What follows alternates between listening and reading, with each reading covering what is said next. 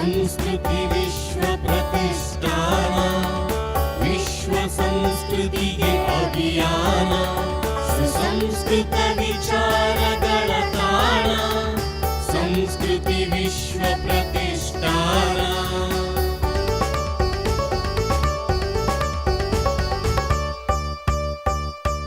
ಸ್ವೀಕರಿಸಿ ತಮ್ಮ ತಮ್ಮ ಜಾಗದಲ್ಲಿ ಆಸೀನರಾಗಬೇಕು ಅಂತ ವಿನಯಪೂರ್ವಕವಾಗಿ ಕೇಳಿಕೊಳ್ತಾ ಇದ್ದೇನೆ.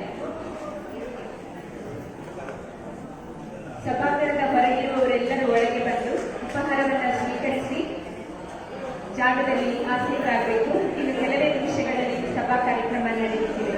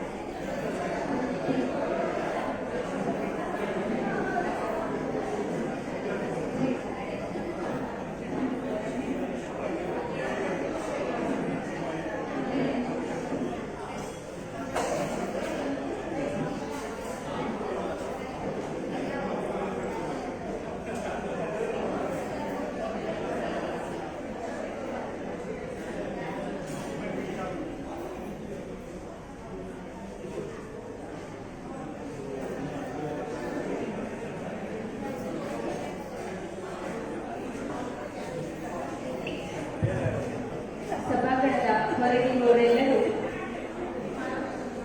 ದಯವಿಟ್ಟು ಒಳಗೆ ಬಂದು ಆಸೀನರಾಗಬೇಕು ಅಂತ ಕೇಳಿಕೊಳ್ತಾ ಇದ್ದೇನೆ.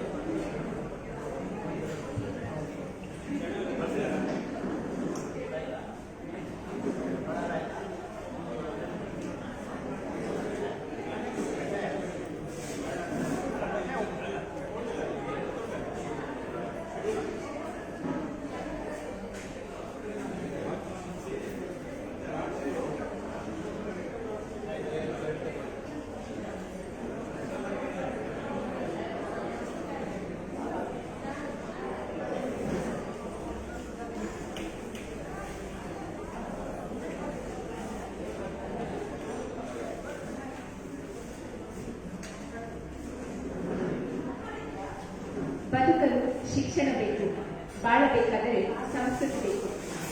ಬದುಕುವುದು ಬಾಳುವುದು ಎಂಬ ಮಾತಿದೆ. ಬದುಕಿದವರೆಲ್ಲರೂ ಬಾಳುವುದಿಲ್ಲ. ಎಷ್ಟು ಬದುಕು ಕೂಡಿಸಿದರೂ ಅದು ಬಾಳಾಗುವುದಿಲ್ಲ. ಬದುಕು ಬಿಟ್ಟು ಹೋಗಬಹುದು, ಆದರೆ ಬಾಳು ಸದಾ ನಮಗೆ ನಿಲ್ತದೆ, ಹಾಗೆ ನಮ್ಮ ಕೂಡ ಹೋಗುತ್ತದೆ. ನಮ್ಮೊಡನೆ ವಿಕಾಸವಾಗುತ್ತದೆ ಎಂದವರು ವರಕವಿ ದ ರಾ ಬೇಂದ್ರೆಯವರು. ಯಾಂತ್ರಿಕವಾಗಿ ದುಡಿದು ಸಂಪಾದಿಸಿ ಬದುಕುವ ಜನರನ್ನು ಜೀವಂತವಾಗಿಡಲು ಮಾನವೀಯ ಮೌಲ್ಯಗಳನ್ನು ಬೆಳೆಸಿಕೊಂಡು ಬದುಕನ್ನು ಬಾಳಾಗಿಸಲು ಸೇವಾ ಮನೋಭಾವನೆಯ ಜೊತೆಗೆ ಸಾಹಿತ್ಯ, ಸಂಗೀತ ಮೊದಲಾದ ಲಲಿತ ಕಲೆಗಳು ಅಗತ್ಯ. ಇಂತಹ ಉದ್ದೇಶದಿಂದ ಶ್ರೀಯುತ ವಿಶ್ವನಾಥ್ ಶೆಣೈ ಅವರ ನೇತೃತ್ವದಲ್ಲಿ ಹುಟ್ಟಿಕೊಂಡ ಸಂಸ್ಥೆ ಸಂಸ್ಕೃತಿ ವಿಶ್ವ ಪ್ರತಿಷ್ಠಾನ. ಕಲಾಸಕ್ತ ಯುವ ಪೀಳಿಗೆಯ ಕನಸುಗಳಿಗೆ ಬಣ್ಣ ತುಂಬುವ ಕೆಲಸವನ್ನು ಮಾಡುವುದಲ್ಲದೆ ಹಲವಾರು ಸಾಂಸ್ಕೃತಿಕ ಕೆಲಸವನ್ನು ಈ ಪ್ರತಿಷ್ಠಾನ ನಡೆಸ್ತಾ ಇದೆ. ಇಂದು ಸಂಸ್ಕೃತಿ ವಿಶ್ವ ಪ್ರತಿಷ್ಠಾನ ಹಾಗೂ ಎಂಜಿಎಂ ಕಾಲೇಜ್ ಉಡುಪಿಯ ಸಹಯೋಗದೊಂದಿಗೆ ಡಾಕ್ಟರ್ ಕಾತ್ಯಾಯಿನಿ ಕುಂಜಿಬೆಟ್ಟೂರವರ ಕವನ ಸಂಕಲನ ಅವರು ಹೆಣ್ಣಾಗಬೇಕು ಈ ಕೃತಿಯ ಬಿಡುಗಡೆ ಕಾರ್ಯಕ್ರಮ. ನಮ್ಮೊಂದಿಗೆ ಈ ಜ್ಞಾನಜ್ಯೋತಿಯ ಬೆಳಗುವಿಕೆಯಲ್ಲಿ ಕೈಜೋಡಿಸಲು ಬಂದ ತಮಗೆಲ್ಲರಿಗೂ ವಿನಯಪೂರ್ವಕವಾದ ವಂದನೆಗಳು. ಕಾರ್ಯಕ್ರಮದ ಸಭಾಧ್ಯಕ್ಷತೆಯನ್ನ ಶ್ರೀಯುತ ಕಾಸರಗೋಡು ಚಿನ್ನ ಅವರು ನಡೆಸಲಿದ್ದು, ಪುಸ್ತಕ ಬಿಡುಗಡೆಯನ್ನು ಶ್ರೀ ಎಸ್.ಎನ್. ಸೇತುರಾಮ್ ಅವರು ಮಾಡಲಿದ್ದಾರೆ. ಕೃತಿ ವಿಮರ್ಶೆಯನ್ನು ಶ್ರೀಮತಿ ಸುಧಾ ಅಡುಕಳ ಅವರು ನಡೆಸಿಕೊಡಲಿದ್ದು, ಮುಖ್ಯ ಅತಿಥಿಗಳಾಗಿ ನಮ್ಮೊಂದಿಗೆ ಡಾಕ್ಟರ್ ದೇವಿದಾಸ್ ನಾಯಕ್ ಹಾಗೂ ಡಾಕ್ಟರ್ ಗೀತಾ ಲಿನಾಂಬಾರ್ ಇವರಿದ್ದಾರೆ. ಇವರುಗಳನ್ನು ಆದರದಿಂದ ವೇದಿಕೆಗೆ ಗೌರವಾಧ್ಯಕ್ಷರಾದ ವಿಶ್ವನಾಥ್ ಶೆಣೈ ಹಾಗೂ ಅಧ್ಯಕ್ಷರಾದ ಪ್ರೊಫೆಸರ್ ಶಂಕರ್ ಅವರು ಕಾತ್ಯಾಯಿನಿ ಕುಂಜಿಬೆಟ್ಟು ಅವರನ್ನು ಕೂಡ ವೇದಿಕೆಗೆ ಕರೆತರಬೇಕು ಅಂತ ವಿನಯಪೂರ್ವಕವಾಗಿ ಕೇಳಿಕೊಳ್ತಾ ಇದ್ದೇನೆ.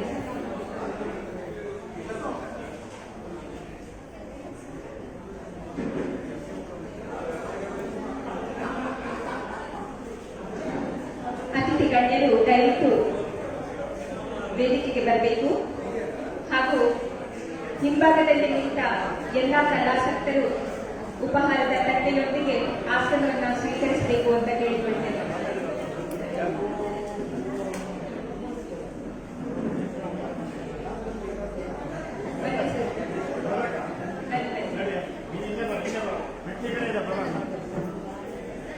ಗೌರವ ಅಧ್ಯಕ್ಷರಾದ ಪ್ರೊಫೆಸರ್ ಶಂಕರ್ ಅವರು, ಡಾಕ್ಟರ್ ಕಾಕೇನಿ ಕುರಿಸುಬೆಟ್ಟು ಅವರು, ಪುಸ್ತಕ ಬಿಡುಗಡೆಗೊಳಿಸುತ್ತಿರುವ ಎಸ್ ಸಿದ್ದರಾಮ್ ಅವರು, ಕಾಸರಗೋಡು ಚಿನ್ನ ಅವರು, ಪ್ರಾಂಶುಪಾಲರಾದ ದೇವದಾಸ್ ನಾಯಕ್ ಅವರು, ಮೇಡಮ್ ಸುಧಾ ಅಡುಗಳ ಹಾಗೂ ಪ್ರೊಫೆಸರ್ ಗೀತಾ ಇನಾಮದಾರ್ ಅವರು ದಯವಿಟ್ಟು ವೇದಿಕೆಗೆ ಬರಬೇಕು. ಒಂದು ಜೋರಾದ ಕರತಾಳ.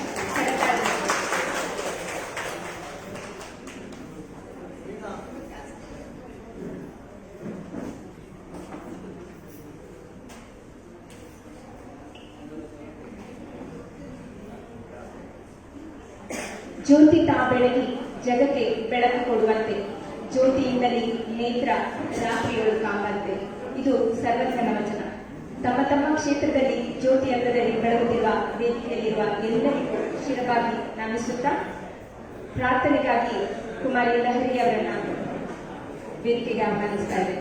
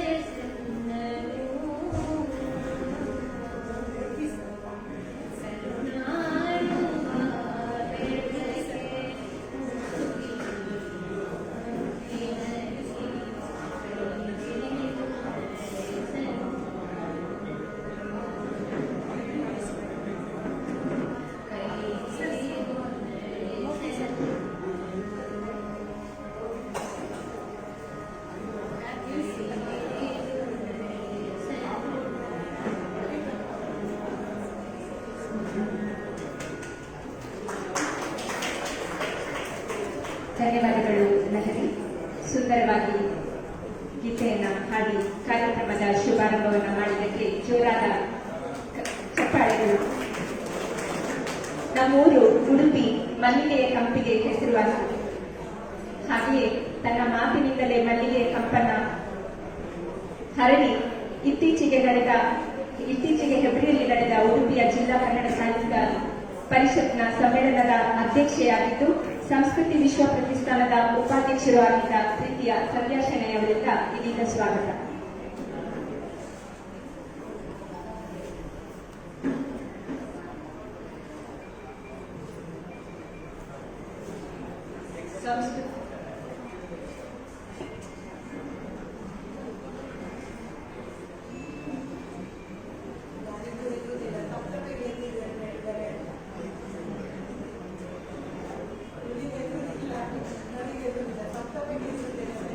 ಆನ್ ಮಾಡ್ಕೊಳ್ಳಿ.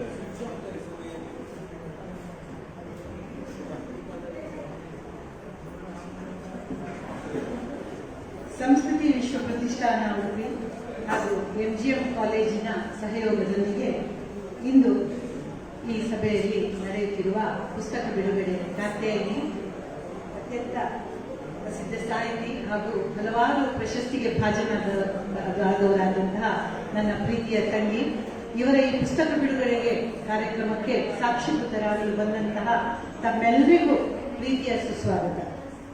ಹಾಗೂ ಸಭಾಧ್ಯಕ್ಷೆಯನ್ನು ವಹಿಸಿಕೊಂಡಂತಹ ಕಾಸರಗೋಡು ಚಿನ್ನ, ನಮ್ಮೆಲ್ಲರ ಪ್ರೀತಿಯ ಚಿನ್ನಮಾಮ, ಪಾದರಸದ ಚಟುವಟಿಕೆ ಹಾಗೂ ರಂಗಚಿನ್ನಾರಿ ಎಂಬ ಹೆಸರಿನಿಂದ ಅನೇಕ ಸಾಂಸ್ಕೃತಿಕ ಕಾರ್ಯಕ್ರಮಗಳನ್ನು ನಡೆಸುತ್ತಾ, ಅನೇಕ ಚಲನಚಿತ್ರಗಳಲ್ಲೂ ನಾಟಕಗಳಲ್ಲೂ ಅಭಿನಯಿಸುತ್ತಾ, ನಿರ್ದೇಶಿಸುತ್ತಾ ನಮ್ಮ ಈ ಪರಿಸರದಲ್ಲೆಲ್ಲ ಹೆಸರುವಾಸಿಯಾಗಿ ಇರುವಂತಹ ಕಾಸರಗೋಡು ಚಿನ್ನ ಇವರಿಗೂ ಪ್ರೀತಿಯ ಸ್ವಾಗತ. ಹಾಗೂ ಪುಸ್ತಕ ಬಿಡುಗಡೆ ಮಾಡಲು ಬಂದಂತಹ SN ಸೇತುರಾಮ್, ಇವರನ್ನು ನೋಡದವರು, ಇವರ ಒಂದು ನಟನೆಯನ್ನು ನೋಡಿ ಸಂತೋಷ ಪಡೆದವರು ಬಹುಶಃ ಯಾರೂ ಇಲ್ಲ ಅಂತ ಹೇಳಲಿಕ್ಕೆ ಇಷ್ಟಪಡ್ತಾ ಇದ್ದೇನೆ. ಇಂತಹ ಒಂದು ಮೇರು ವ್ಯಕ್ತಿತ್ವ ಈಗಿನ ಪುಸ್ತಕ ಬಿಡುಗಡೆಗಾಗಿ ನಮ್ಮೆಲ್ಲರ ಸಮ್ಮುಖದಲ್ಲಿ ಇರುವುದು ನಮ್ಮೆಲ್ಲರ ಸೌಭಾಗ್ಯ ಅಂತ ಹೇಳ್ತಾ ಅವರನ್ನು ಕೂಡ ಹೃದಯ ತುಂಬಿದ ಸ್ವಾಗತವನ್ನು ಹೇಳ್ತಾ ಇದ್ದೇನೆ. ಶ್ರೀಮತಿ ಸುಧಾ ಹೆಸರಾಂತ ಲೇಖಕಿ ಹಾಗೂ ಕೃತಿಗಾರ್ತಿ, ಇವರು ಈ ದಿನ ಪುಸ್ತಕದ ಬಗ್ಗೆ ವಿಮರ್ಶೆಯನ್ನು ಹೇಳಲಿದ್ದಾರೆ. ಇವರಿಗೂ ಕೂಡ ಅಂತರಾಳದ ನಮನಗಳು ಹಾಗೂ ಸ್ವಾಗತ. ಮುಖ್ಯ ಅತಿಥಿ ಡಾಕ್ಟರ್ ದೇವಿದಾಸ್ ನಾಯಕ್, ಪ್ರಿನ್ಸಿಪಾಲ್, ಪ್ರಾಂಶುಪಾಲರು MGM ಕಾಲೇಜು ಹಾಗೂ ಸಾಹಿತಿಗಳು ಹಾಗೂ ಸಾಹಿತ್ಯದಲ್ಲಿ ವಿಶೇಷ ಆಸಕ್ತಿ ಉಳ್ಳವರು. ನಾನು ನೋಡಿದಾಗೆ ಇತ್ತೀಚೆಗೆ ಒಂದು ಪುಸ್ತಕವನ್ನು ಬರೆದು ಆ ಸಮಯದಲ್ಲಿ ಒಂದು ಜಾನಪದ ಒಂದು ಸಮಾರಂಭವನ್ನು ಮಾಡಿ ಅತ್ಯಂತ ಯಶಸ್ವಿಯಾಗಿ ನಿರ್ವಹಿಸಿದವರು. ಇವರಿಗೂ ಹೃತ್ಪೂರ್ವಕವಾದ ಸ್ವಾಗತ.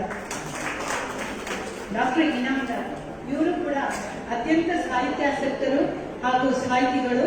ಇವರಿಗೂ ಕೂಡ ಅತ್ಯಂತ ಪ್ರೀತಿಯಿಂದ ತುಂಬು ಹೃದಯದ ಸ್ವಾಗತವನ್ನು ಕೋರಲು ಇಷ್ಟಪಡ್ತಾ ಇದ್ದೇನೆ. ಉಡುಪಿ ವಿಶ್ವನಾಥ್ ಶೆಣೈ, ನಮ್ಮೆಲ್ಲರ ಪ್ರೀತಿಯ ಮಾಮ, ಇವರಿಲ್ಲದೆ ವಿಶ್ವ ಸಂಸ್ಕೃತಿಯ ಕಾರ್ಯಕ್ರಮಗಳು ಸಾಧ್ಯವೇ ಇಲ್ಲ.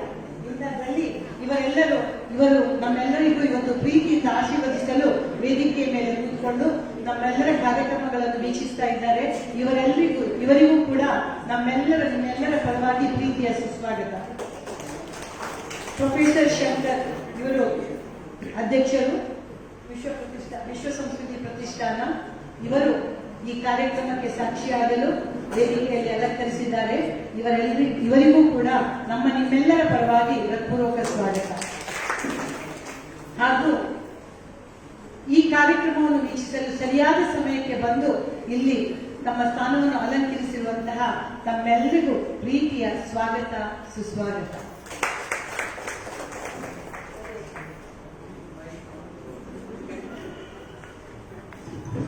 ಧನ್ಯವಾದಗಳು.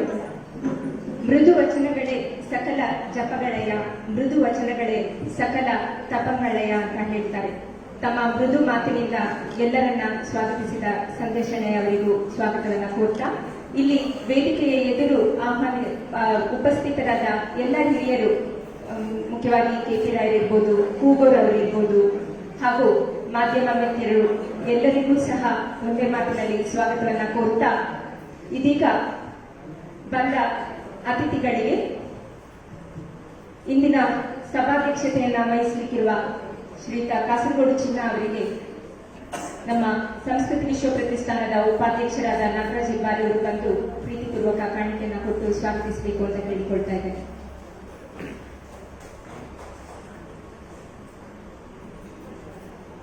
ಚಪ್ಪಾಳೆ ಹಾಕುವುದಾ?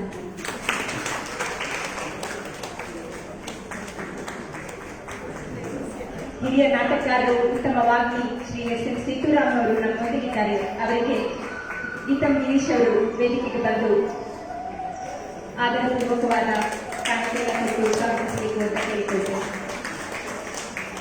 ಹಾಗೆಯೇ ಇಂದು ಕೃತಿ ವಿಮರ್ಶೆ ಮಾಡಲಿಕ್ಕಿದ್ದಾರೆ ಶ್ರೀಮತಿ ಸುಧಾ ಅಡುಕಳ ಅವರು. ಇವರನ್ನು ಮಂಜುಳಾ ನಾಗರಾಜ್ ಅವರು ವೇದಿಕೆಗೆ ಬಂದು ಕಾಣಿಕೆಯನ್ನು ಕೊಟ್ಟು ಸ್ವಾಗತಿಸಬೇಕು. ಮುಖ್ಯ ಅತಿಥಿಗಳಾಗಿ ಡಾಕ್ಟರ್ ದೇವದಾಸ್ ನಾಯಕ್ ಅವರಿದ್ದಾರೆ. ಅವರನ್ನು ವಿವೇಕಾನಂದ ಸರ್ ಅವರು ವೇದಿಕೆಗೆ ಬಂದು ಪ್ರೀತಿಯ ಕಾಣಿಕೆಯನ್ನು ಕೊಟ್ಟು ಸ್ವಾಗತಿಸಬೇಕು ಅಂತ ಕೇಳಿಕೊಳ್ತೇನೆ. ಹಾಗೂ ಡಾಕ್ಟರ್ ನೀತಾ ಇನಾಮ್ದಾರ್ ಇವರಿಗೆ ವಿದ್ಯಾಶ್ಯಾಮ್ ಸುಂದರ್ ಅವರು ವೇದಿಕೆಗೆ ಬಂದು ಪ್ರೀತಿಯ ಕಾಣಿಕೆಯನ್ನು ಕೊಟ್ಟು ಸ್ವಾಗತಿಸಬೇಕು. ಮತ್ತುಳಿದ ನಮ್ಮವರೇ ಆದ ಕಾತ್ಯಾಯಿನಿ ಹಾಗೂ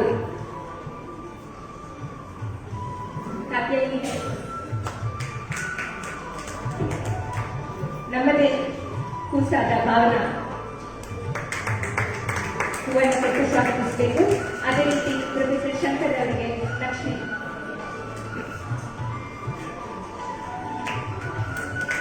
ಸಂಸ್ಕೃತಿ ವಿಶ್ವ ಪ್ರತಿಷ್ಠಾನದ ಗೌರವ ಅಧ್ಯಕ್ಷರಾದ ವಿಶ್ವನಾಥ್ ಶೆಣೈ ಅವರಿಗೆ ಪವಿತ್ರ ಅವರು ಹೂವನ್ನು ಕೊಟ್ಟು ಸ್ವಾಗತಿಸಬೇಕು ಅಂತ ಕೇಳಿಕೊಳ್ತೇನೆ.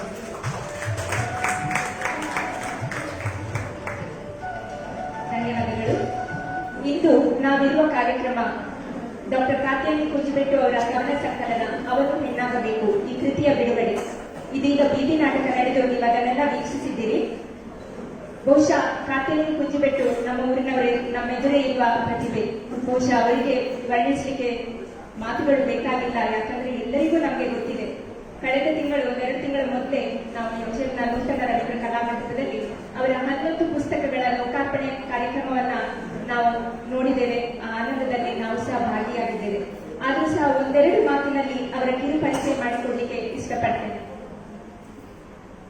ಇವರು ಬರಹಗಾರರಾಗಿ, ಬೋಧಕರಾಗಿ, ಪ್ರವಚಕರು ಆಗಿ ಬಹುಮುಖ ಪ್ರತಿಭೆ ಉಳ್ಳವರು. ಕರಾವಳಿಯಲ್ಲಿ ಜನಿಸಿದವರು. ಸಾಹಿತ್ಯದಲ್ಲಿ ಸ್ನಾತಕೋತ್ತರ ಪದವಿಯನ್ನು ಪಡೆದಿರುವ ಕಾತ್ಯಾಯಿನಿ ಮುಂಬೈ ಅಖಿಲ ಭಾರತ ಗಂಧರ್ವ ಮಹಾವಿದ್ಯಾಲಯದಿಂದ ಹಿಂದೂಸ್ತಾನಿ ಸಂಗೀತದಲ್ಲಿ ವಿಶಾರದ ಪದವಿಯನ್ನು ಗಳಿಸಿದ್ದಾರೆ. ಪಳಕಳ ಸೀತಾರಾಮ ಭಟ್ಟರ ಸಮಗ್ರ ಕೃತಿಗಳ ಕುರಿತು ಮಂಡಿಸಿರುವ ಇವರ ಸಂಶೋಧನಾ ಮಹಾಪ್ರಬಂಧಕ್ಕೆ ಮಣಿಪಾಲ ವಿಶ್ವವಿದ್ಯಾನಿಲಯದಿಂದ PhD ಗೌರವವು ಸಂದಿದೆ. ಪ್ರಸ್ತುತ ಉಡುಪಿಯ NGM ಕಾಲೇಜಿನಲ್ಲಿ ಕನ್ನಡ ಪ್ರಾಧ್ಯಾಪಕಿಯಾಗಿ ಕಾರ್ಯನಿರ್ವಹಿಸುತ್ತಾರೆ ಅಂತ ಹೇಳಲಿಕ್ಕೆ ತುಂಬಾ ಹೆಮ್ಮೆ ಆಗ್ತದೆ. ಇವರು ಅಪಾರ ಸಾಹಿತ್ಯ ಆಸಕ್ತರಾಗಿದ್ದು ಕವಿತೆ, ಕಾದಂಬರಿ, ವಿಮರ್ಶೆ, ನಾಟಕವನ್ನು ಪ್ರಕಟಿಸುವುದಲ್ಲದೆ ಓದುಗರ ಹಾಗೂ ವಿಮರ್ಶಕರ ಮೆಚ್ಚುಗೆಗೆ ಪಾತ್ರರಾಗಿ ಅನೇಕ ಪ್ರಶಸ್ತಿ ಹಾಗೂ ಗೌರವವನ್ನು ಪಡೆದಿದ್ದಾರೆ. ಇವರ ಹಲವಾರು ರಚನೆಗಳು ನಾಟಕದ ಮೂಲಕ ಜನರ ಮನವನ್ನು ಗೆದ್ದಿದೆ. ಕನ್ನಡದಲ್ಲಿ ಇವರು ರೂಪಾಂತರಿಸಿದ ಅಂತರ ಹಾಗೂ ಅನೇಕ ನಾಟಕ, ತುಳುವಿಗೆ ಇವರು ಅನುವಾದಿಸಿದ ಗಿರೀಶ್ ಕಾರ್ನಾಡರ ನಾಗಮಂಡಲ, ಚಂದ್ರಶೇಖರ ಕಂಬಾರರ ಮಹಾಮಾಯಿ ಇದು ರಂಗ ಪ್ರದರ್ಶನಗೊಂಡು ಜನಮನ್ನಣೆಯನ್ನು ಗಳಿಸಿದೆ. ಇವರ ಅಕ್ಕ ಕೇಳವ ಬಹುಶಃ ನಾವು ಉದಯವಾಣಿ ಓದುಗರಾಗಿದ್ರೆ ತುಂಬಾ ಚಿರಪರಿಚಿತರಾದ ಅಕ್ಕಣ, ಅದನ್ನು ಇತ್ತೀಚೆಗೆ ಪುಸ್ತಕ ರೂಪದಲ್ಲಿ ಇವರು ಹೊರತಂದಿದ್ದಾರೆ.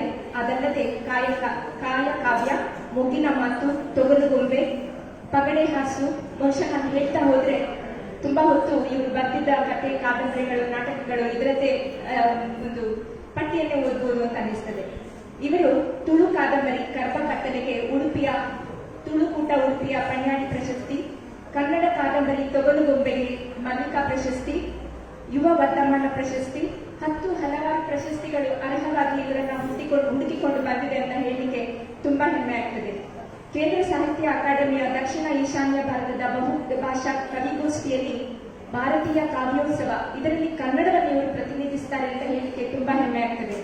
ಇದಲ್ಲದೆ ಹಲವಾರು ಪ್ರತಿಷ್ಠಿತ ವೇದಿಕೆಗಳಲ್ಲಿ ಕವಿಗೋಷ್ಠಿಯಲ್ಲಿ ಅಧ್ಯಕ್ಷರಾಗಿ, ಅತಿಥಿಗಳಾಗಿ, ಉಪನ್ಯಾಸಕರಾಗಿ ಪಾಲ್ಗೊಂಡಿದ್ದು ಬಹುಶಃ ಕೊರೋನಾ ಸಮಯದಲ್ಲಿ ಇವರು ತುಂಬಾ ಸುಂದರವಾಗಿ ಅಂತರ್ಜಾಲದ ವ್ಯವಸ್ಥೆಯನ್ನ, ದೃಶ್ಯ ಮಾಧ್ಯಮವನ್ನು ಬಳಸಿಕೊಂಡಿದ್ದು ಇವರ ವಚನಗಳು ದೇಶದ ಮೂಲೆಗಳಲ್ಲಿಯೂ ಜನರನ್ನ ಮನಮುಟ್ಟುವಲ್ಲಿ ಸಹಾಯವಾಗಿದೆ.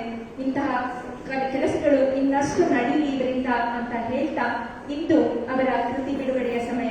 ಇಂದು ಕೃತಿ ಬಿಡುಗಡೆಗೆ ನಮ್ಮೊಂದಿಗಿರುವ ಹಿರಿಯ ವಾಗ್ಮಿ ಇವರನ್ನ ನಾವಿಲ್ಲಿ ಉಡುಪಿಯಲ್ಲಿ ಇವರ ಎದುರು ನಾವು ಕೂತಿದ್ದೇವೆ ಅನ್ನೋದೇ ಹೆಮ್ಮೆ. ಇದೀಗ ಅವರ ಕೃತಿ ಬಿಡುಗಡೆಯ ಸಮಯ. ವೇದಿಕೆಯಲ್ಲಿರುವ ಗಣ್ಯರೆಲ್ಲರೂ ಸೇರಿ ಎಸ್ ಸೇತುರಾಮ್ ಅವರು ಈ ಕೃತಿಯನ್ನ ಲೋಕಾರ್ಪಣೆಗೊಳಿಸಬೇಕು ಅಂತ ಕೇಳಿಕೊಳ್ತೇನೆ.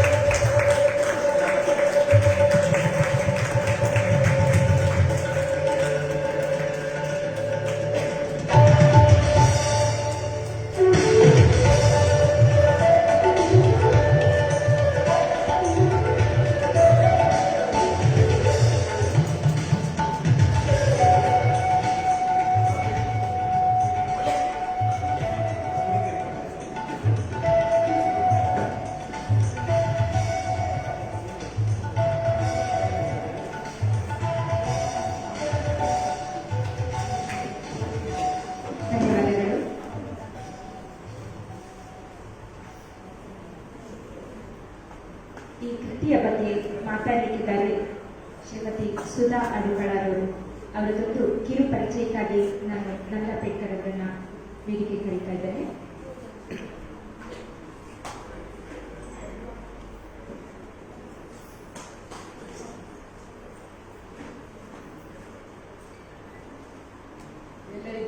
ಶುಭ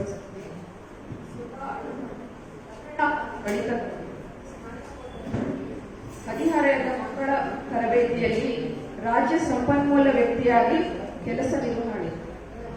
ಬಕುಳದ ಮಕ್ಕಳ ಟಾಗೋರ್, ಯಶವಂತನ ಯಶೋಗೀತ, ಹದಿಹರೆಯದ ಕನಸುಗಳೊಂದಿಗೆ ಮಗುವಿನ ಭಾಷೆ ಮತ್ತು ಶಿಕ್ಷಕ ಇವರ ಪ್ರಕಟಿತ ಕೃತಿಗಳು.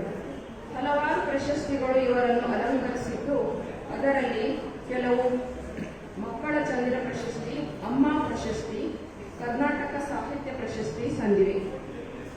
ರಾಧಾ ನೃತ್ಯಗಾತ, ಆನಂದ ಭಾಮಿನಿ, ಮಾಧವಿ ಸೀತಾ ಏಕವ್ಯಕ್ತಿ ನಾಟಕಗಳ ರಚನೆ ಮಾಡಿರುತ್ತಾರೆ. ರವೀಂದ್ರರ ಚಿತ್ರ ಕೆಂಪು ಕಡಗಿಲೆ ನಾಟಕಗಳ ಕನ್ನಡ ರೂಪಾಂತರ ಮಾಡಿರುತ್ತಾರೆ.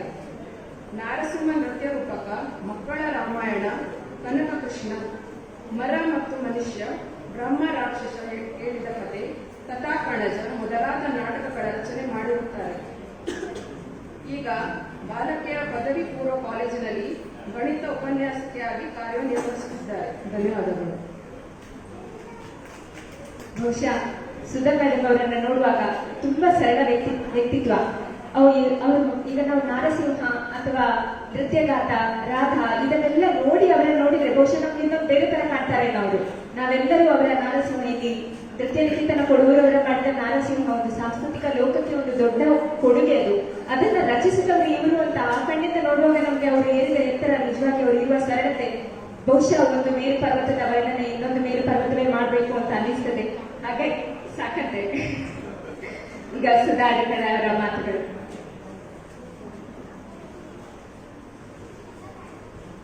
ಎಲ್ರಿಗೂ ನಮಸ್ಕಾರ. ಮಾತಿಗೆ ಚಿತ್ರದ ಶಕ್ತಿಯನ್ನ ಹೊಂದಿರುವಂತಹ ದೊಡ್ಡ ಮೇರು ಪ್ರತಿಭೆ ಇಲ್ಲಿ ವೇದಿಕೆಯಲ್ಲಿರುವಾಗ ಸುಮ್ಮನೆ ನಾವು ಮಾತನ್ನು ಕಟ್ಟುವುದರಲ್ಲಿ ಅರ್ಥ ಇಲ್ಲ ಅಂತ ಅನ್ಕೊಳ್ತೇನೆ.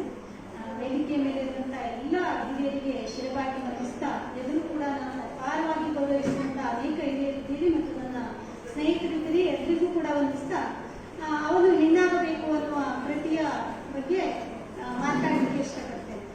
ಮೊದಲಿಗೆ ಒಂದನ್ನು ಕ್ಲಿಯರ್ ಮಾಡ್ಕೊಳ್ಳಿಕ್ಕೆ ನಾನು ಬಯಸ್ತೇನೆ. ಏನು ಅಂತ ಹೇಳಿದ್ರೆ, ಕಾತ್ಯಾಯಿನಿ ಮತ್ತು ನಾನು ಮೊನ್ನೆಯಷ್ಟೇ ಒಂದು ಶಿಬಿರದಲ್ಲಿ ಒಂದಿನ ಒಟ್ಟಿಗಿದ್ದೆವು. ಆಗ ನಾನು ಅವರೊಂದಿಗೆ ಒಂದು ಘಟನೆಯನ್ನು ಹಂಚಿಕೊಂಡೆ. 10 ವರ್ಷದ ಹಿಂದೆ ಅಂಕೋಲಾದಲ್ಲಿ ವಿಷ್ಣು ನಾಯಕ್ ಅಂತ ಇದ್ದಾರೆ. ಅವರು ತುಂಬಾ ದೊಡ್ಡ ಕಾವ್ಯಪ್ರೇಮಿಯವರು. ಅವರ ಪರಿಮಳದ ಅಂಗಳದಲ್ಲಿ ಒಂದು ಕಾವ್ಯ ಕಮ್ಮಟದಲ್ಲಿ ನಾನು ಮತ್ತು ಕಾತ್ಯಾಯಿನಿಯವರು ಒಟ್ಟಿಗೆ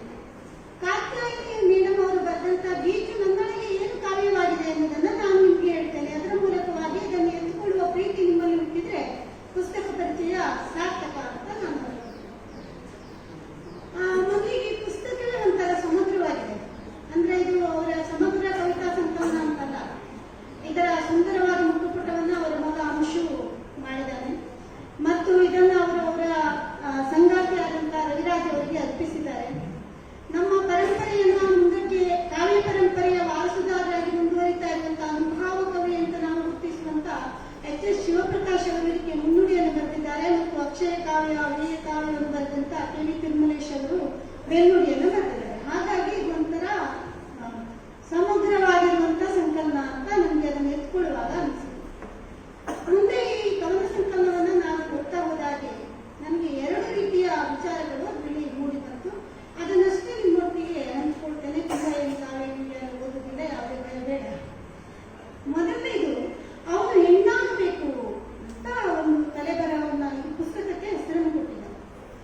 ಇದು ಶಬ್ದ ಕೇಳಿದ ಕೂಡಲೇ ಮನಸ್ಸಲ್ಲಿ 100 ಆಲೋಚನೆಗಳು ಒಟ್ಟೊಟ್ಟಿಗೆ ಬರ್ತಾ ಹೋಯ್ತು. ಯಾವುದೇ ಚಿತ್ರಗಳು ಬಂತು ಅನ್ನೋದನ್ನು ಹೇಳ್ತೇನೆ ನಾನು ಅಷ್ಟೇ.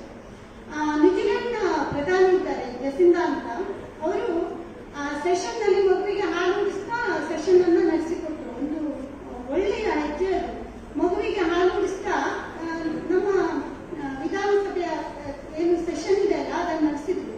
ಮತ್ತು ಇಡೀ ವಿಶ್ವದಲ್ಲಿ ಅತ್ಯುತ್ತಮವಾಗಿ ನಂಬರ್ 1 ಆಗಿ ಕೊರೋನಾವನ್ನ ನಿಭಾಯಿಸಿದ್ರು ಕೂಡ. ಹಾಗೆ ಲೂಯಿಸ್ ಗ್ಲಿಕ್ ಅಂತ ಈ ಸಲ ಕವನ ಬರೆದು ಕವಯಿತ್ರಿಗೆ ನೊಬೆಲ್ ಪಾರಿತೋಷಿಕ ಬಂತು. ಹೆಣ್ಣಾಗಿ ಮತ್ತು ಕವಯಿತ್ರಿಯಾಗಿರುವಂತ ಲೂಯಿಸ್ ಗ್ಲಿಕ್ ಅವರಿಗೆ ನೊಬೆಲ್ ಪಾರಿತೋಷಿಕ ಬಂತು. 1903ರ ನಂತರ ಒಂದೇ ಒಂದು ನೊಬೆಲ್ ಪಾರಿತೋಷಿಕ ರಸಾಯನಶಾಸ್ತ್ರದಲ್ಲಿ ನಮ್ಮ ವಿಜ್ಞಾನ ವಿಭಾಗದಲ್ಲಿ ಬಂದಿರಲಿಲ್ಲ. ಈ ಸಲ 2 ಮಹಿಳೆಯರು ಅದನ್ನು ಹಂಚಿಕೊಂಡ್ರು. ಆನ್ ಸೂಕಿಯನ್ನ ಸೆರೆಮನೆಯಲ್ಲಿಟ್ಟು ಮತ್ತೆ ಪುನಃ ಪ್ರಜಾಪ್ರಭುತ್ವವನ್ನ ಬಂಧನದಲ್ಲಿಟ್ಟು ಎಲ್ಲ ಹೆಣ್ಣು ಮಕ್ಕಳು ಎದ್ದೆದ್ದು ಬಂದು ಎಲ್ಲರ ಮಗು ಮಾತಾಡ್ತಾ ಇದ್ದಾರೆ. ನನ್ನ ಸ್ನೇಹಿತರೊಬ್ಬರು ಕಳೆದ ವರ್ಷ ಅಷ್ಟೇ ಕವನ ಸಂಕಲನವನ್ನು ಬಿಡುಗಡೆ ಮಾಡಿದ್ರು. ಅವರ ಕವನ ಸಂಕಲನದ ಶೀರ್ಷಿಕೆ ಹೀಗಿತ್ತು, ನಾನು ಹೆಣ್ಣಾಗಬೇಕು.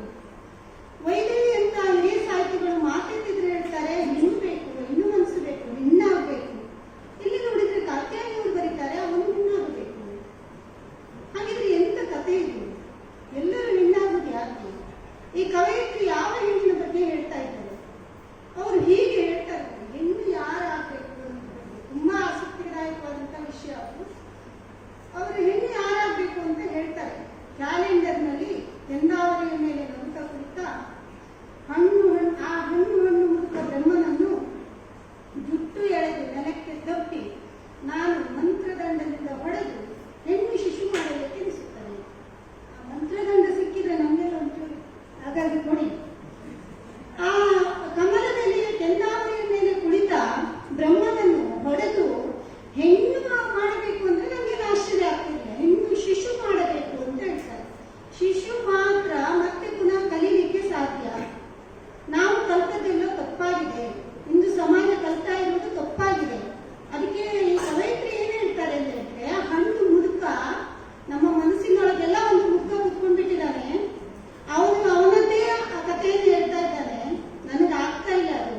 ಅವನನ್ನು ನನ್ನ ಮಂತ್ರದಂಡದಿಂದ ಹೊಡೆದು ಹೆಣ್ಣು ಶಿಶು ಮಾಡಿ ನಾನು ಹೊಸದಾಗಿ ಏನೋ ಕಲಿಸ್ಬೇಕು, ಅದನ್ನು ಹೇಳ್ತಾ ಇದ್ದಾರೆ ಅವರು ಅಂತ ನನ್ನ ಓದು ಹೇಳ್ತಾ ಇದ್ದಾರೆ. ಆದ್ರಿಂದಾಗಿ ಅವನು ಹೆಣ್ಣಾಗಬೇಕು ಅಂತ ಹೇಳಿದ್ರೆ ಯಾರೋ ಒಬ್ಬ ಗಂಡು ಹೆಣ್ಣಾಗಬೇಕು ಅನ್ನೋ ಅರ್ಥವಾಗಿ ಇದನ್ನು ನಾವು ಬೆಳೆಸಬೇಕಾಗಿಲ್ಲ. ನಾನು ಹೆಣ್ಣಾಗಬೇಕು, ನೀನು ಹೆಣ್ಣಾಗಬೇಕು, ಅವನು ಹೆಣ್ಣಾಗಬೇಕು, ಅವರು ಹೆಣ್ಣಾಗಬೇಕು. ಈ ಇಡೀ ಪ್ರಪಂಚ ಇದೆ ಅಲ್ವಾ, ವಿಪ್ಲವ ಕಾಲದಲ್ಲಿ ಅಥವಾ ನಾವೇನು ಸಂಘರ್ಷವನ್ನು ಎದುರಿಸ್ತಾ ಇರುವ ಕಾಲದಲ್ಲಿ ಹೆಣ್ಣು ಮನಸ್ಸನ್ನು ಹೊಂದಬೇಕು ಅನ್ನೋದನ್ನ ಅವರು ಹೇಳ್ತಾ ಇದ್ದಾರೆ ಅಂತ ಅನ್ಕೊಳ್ತಾನೆ. ಬಹಳ ಒಂದು ಆಳವಾದಂತ ವ್ಯಾಪ್ತಿಯನ್ನೇ ಇದು ಹೊಂದಿದೆ ಅಂತ ನನಗೆ ಅನಿಸ್ತು. ಇದು ನಾನು ಓದಿದಂತ ಒಂದು ಓದು. ಇನ್ನೊಂದು ಓದಿ ಯಾವುದು ಅಂತ ಹೇಳಿದ್ರೆ, ನಾನು ಕವನ ಸಂಕಲನವನ್ನು ಓದಿ ಆದ ಮೇಲೆ ಅದರ ತಲೆಬರಹವನ್ನು ನೋಡ್ತಾ ಹೋದೆ. ಮೇಡಮ್, ಅದು ತಲೆಬರಹ ಹೇಗಿದೆ ಅಂತ ಹೇಳಿದ್ರೆ ಕಥೆಯಾಗಿದೆ. ನಾನು ಸುಮ್ಮನೆ ಜಸ್ಟ್ ಓದ್ತೇನೆ ನೋಡಿ, ನಿಮ್ಗೊಂದು ಚಂದದ ಕಥೆ ಸಿಗ್ತದೆ. ಪಂಜರ ಬೀಗ ಹಾಕಿದ್ದಾನೆ. ಹೀಗೊಂಚೂರು ಅವನ ದೇಹ ಕೈಯಲ್ಲಿದೆ. ಅವನ ಕೈಯಲ್ಲಿದೆ ಅಲ್ಲ, ಅವನ ದೇಹ ಕೈಯಲ್ಲಿದೆ. ಯಾರ ಕೈಯಲ್ಲಿದೆ ಅಂತ ಅವ್ರಿಗೆ ಗೊತ್ತು. ಅನ್ನ ಪರಮಾನ್ನ ಕಾಯಿದ ಮಡಿಕೆಯಲ್ಲಿ ನನ್ನ ಪ್ರಾಣವೀಗ ಅನ್ನ ನೈವೇದ್ಯ. ಯಾಕೆಂದ್ರೆ 3 ಕಲ್ಲುಗಳ ಒಲೆ ನನ್ನ ಮನಸ್ಸು. ನಮ್ಮೆಲ್ಲರಿಗೂ ಓದು ಅಂತ ಎಲ್ಲ ಇಂಗ್ಲಿಷ್ಗೂ ಗೊತ್ತು. ನಿನಗಾಗಿ ಅಂತ ಬರೀತಾರೆ. ನಿನಗೆ ಗೊತ್ತಿಲ್ಲ ಬಿಡು. ಹೆಣ್ಣುಗಳ ಆತ್ಮಗಳ ನೆರಳಾಟ ಗೋಳಾಟ. ನೀನು ಹೆಣ್ಣು ಆಗಬೇಕಿತ್ತು. ಸರಿ ಹೇಳಲಿಲ್ಲ. ಈಗ ಒಂದು ತೀರ್ಮಾನ ತಗೊಳ್ತಾ ಇದ್ದಾರೆ, ನೀನು ಹೆಣ್ಣಾಗಬೇಕಿತ್ತೇನೋ ಅಂತ ಒಂದು ತೀರ್ಮಾನ. ಇದು ನಾನು ಸೀರಿಯಲ್ನಲ್ಲಿ ಬರೆದ ಕವನಗಳನ್ನು ಹೇಳ್ತಾ ಇರೋದು. ನನಗೆ ಒಂದು ಸುಂದರವಾದ ಕಥೆ ಸಿಕ್ಕಿತಪ್ಪ. ಕಾಮನಬಿಲ್ಲು ನಮ್ಮೆಲ್ಲರ ಕನಸೋದು. ಅವರ ಕನಸೇನಂದ್ರೆ ಅವನು ಬಂದು ನನ್ನ ಹಿಡಿಯಬಹುದು ಎಂಬುದು ದೂರದ ಆಸೆ. ನೆರವೇರಿಕೆ ಆಸೆ ಗಾಯ ಎನ್ನುವ ಕವನದಲ್ಲಿ ಹೇಳ್ತಾರೆ. ನಾನೇ ಒಂದು ಗಾಯ,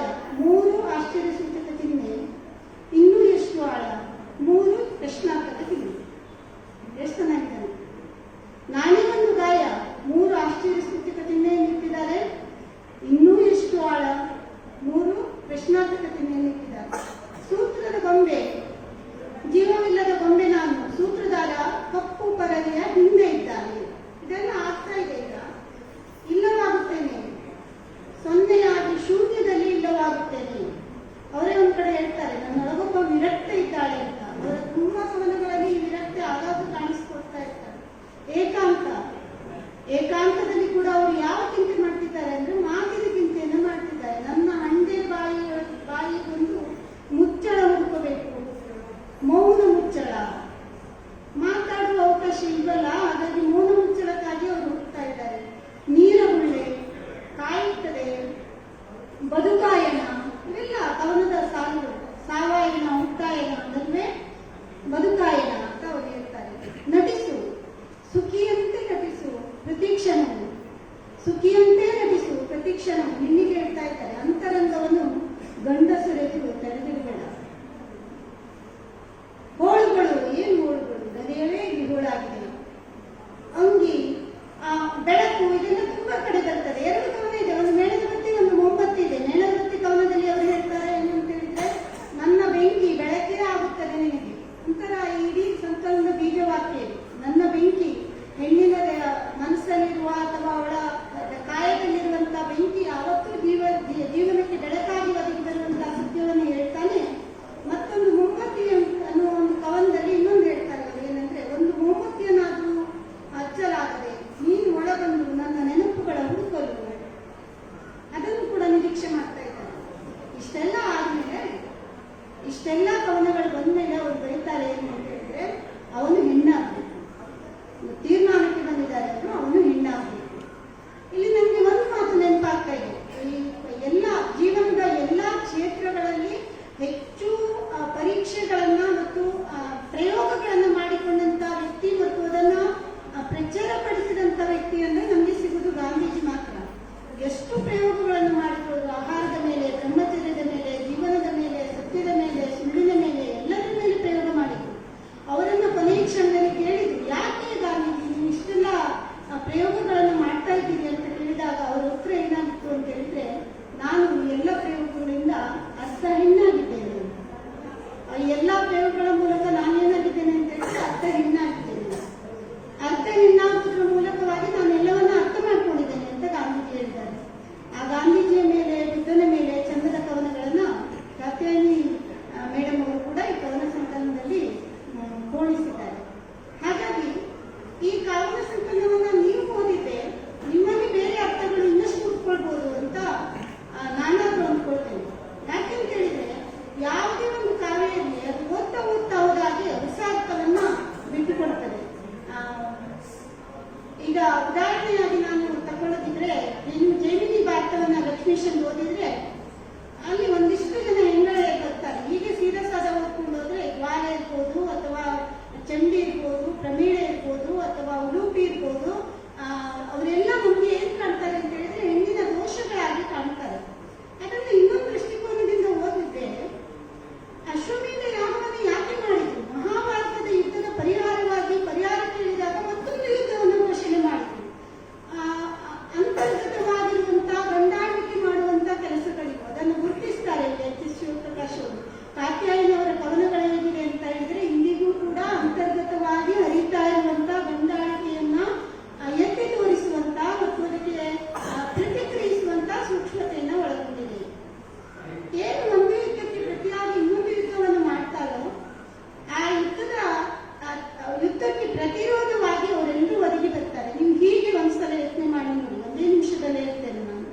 ಜ್ವಾಲೆ ಇಡೀ ಪ್ರಯತ್ನ ಮಾಡಿ ಒಂದು ಶಾಪವನ್ನು ಅರ್ಜುನಿಗೆ ಒದಗಿಸಿಕೊಡುವಲ್ಲಿ ಯಶಸ್ವಿ ಆಗ್ತಾಳೆ. ಇದು ನಿಲ್ಲಬೇಕು, ಈ ಅಶ್ವಮೇಧ ಯುದ್ಧ ನಮ್ಗೆ ಬೇಡ.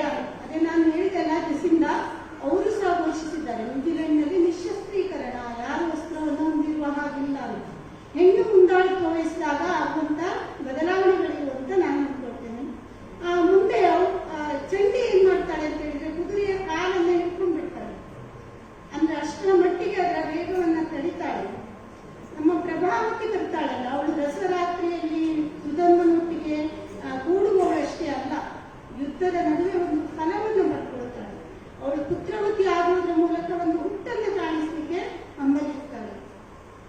ಮುಂದೆ ಹೋದ್ರೆ ಪ್ರಮೇಯ ಗಂಡನ್ನ ಮೋಹಗೊಳಿಸಿ ಪರವಶ ಮಾಡಿಸಿಕೊಳ್ಳುವಳು ಅಂತ ನಾವು ಓದ್ಕೊಳ್ಬೇಕಾಗಿಲ್ಲ. ಅವಳು ಆ ಯುದ್ಧದ ನಡುವೆಯೂ ಒಂದು ಕಲ್ಯಾಣವನ್ನು ಸೃಷ್ಟಿಸ್ತಾಳೆ. ಉಲುಪಿ ಯುದ್ಧ ಮಾಡುವವರನ್ನ ಹೋಲಿಸಿ ತೋರಿಸ್ತಾಳೆ.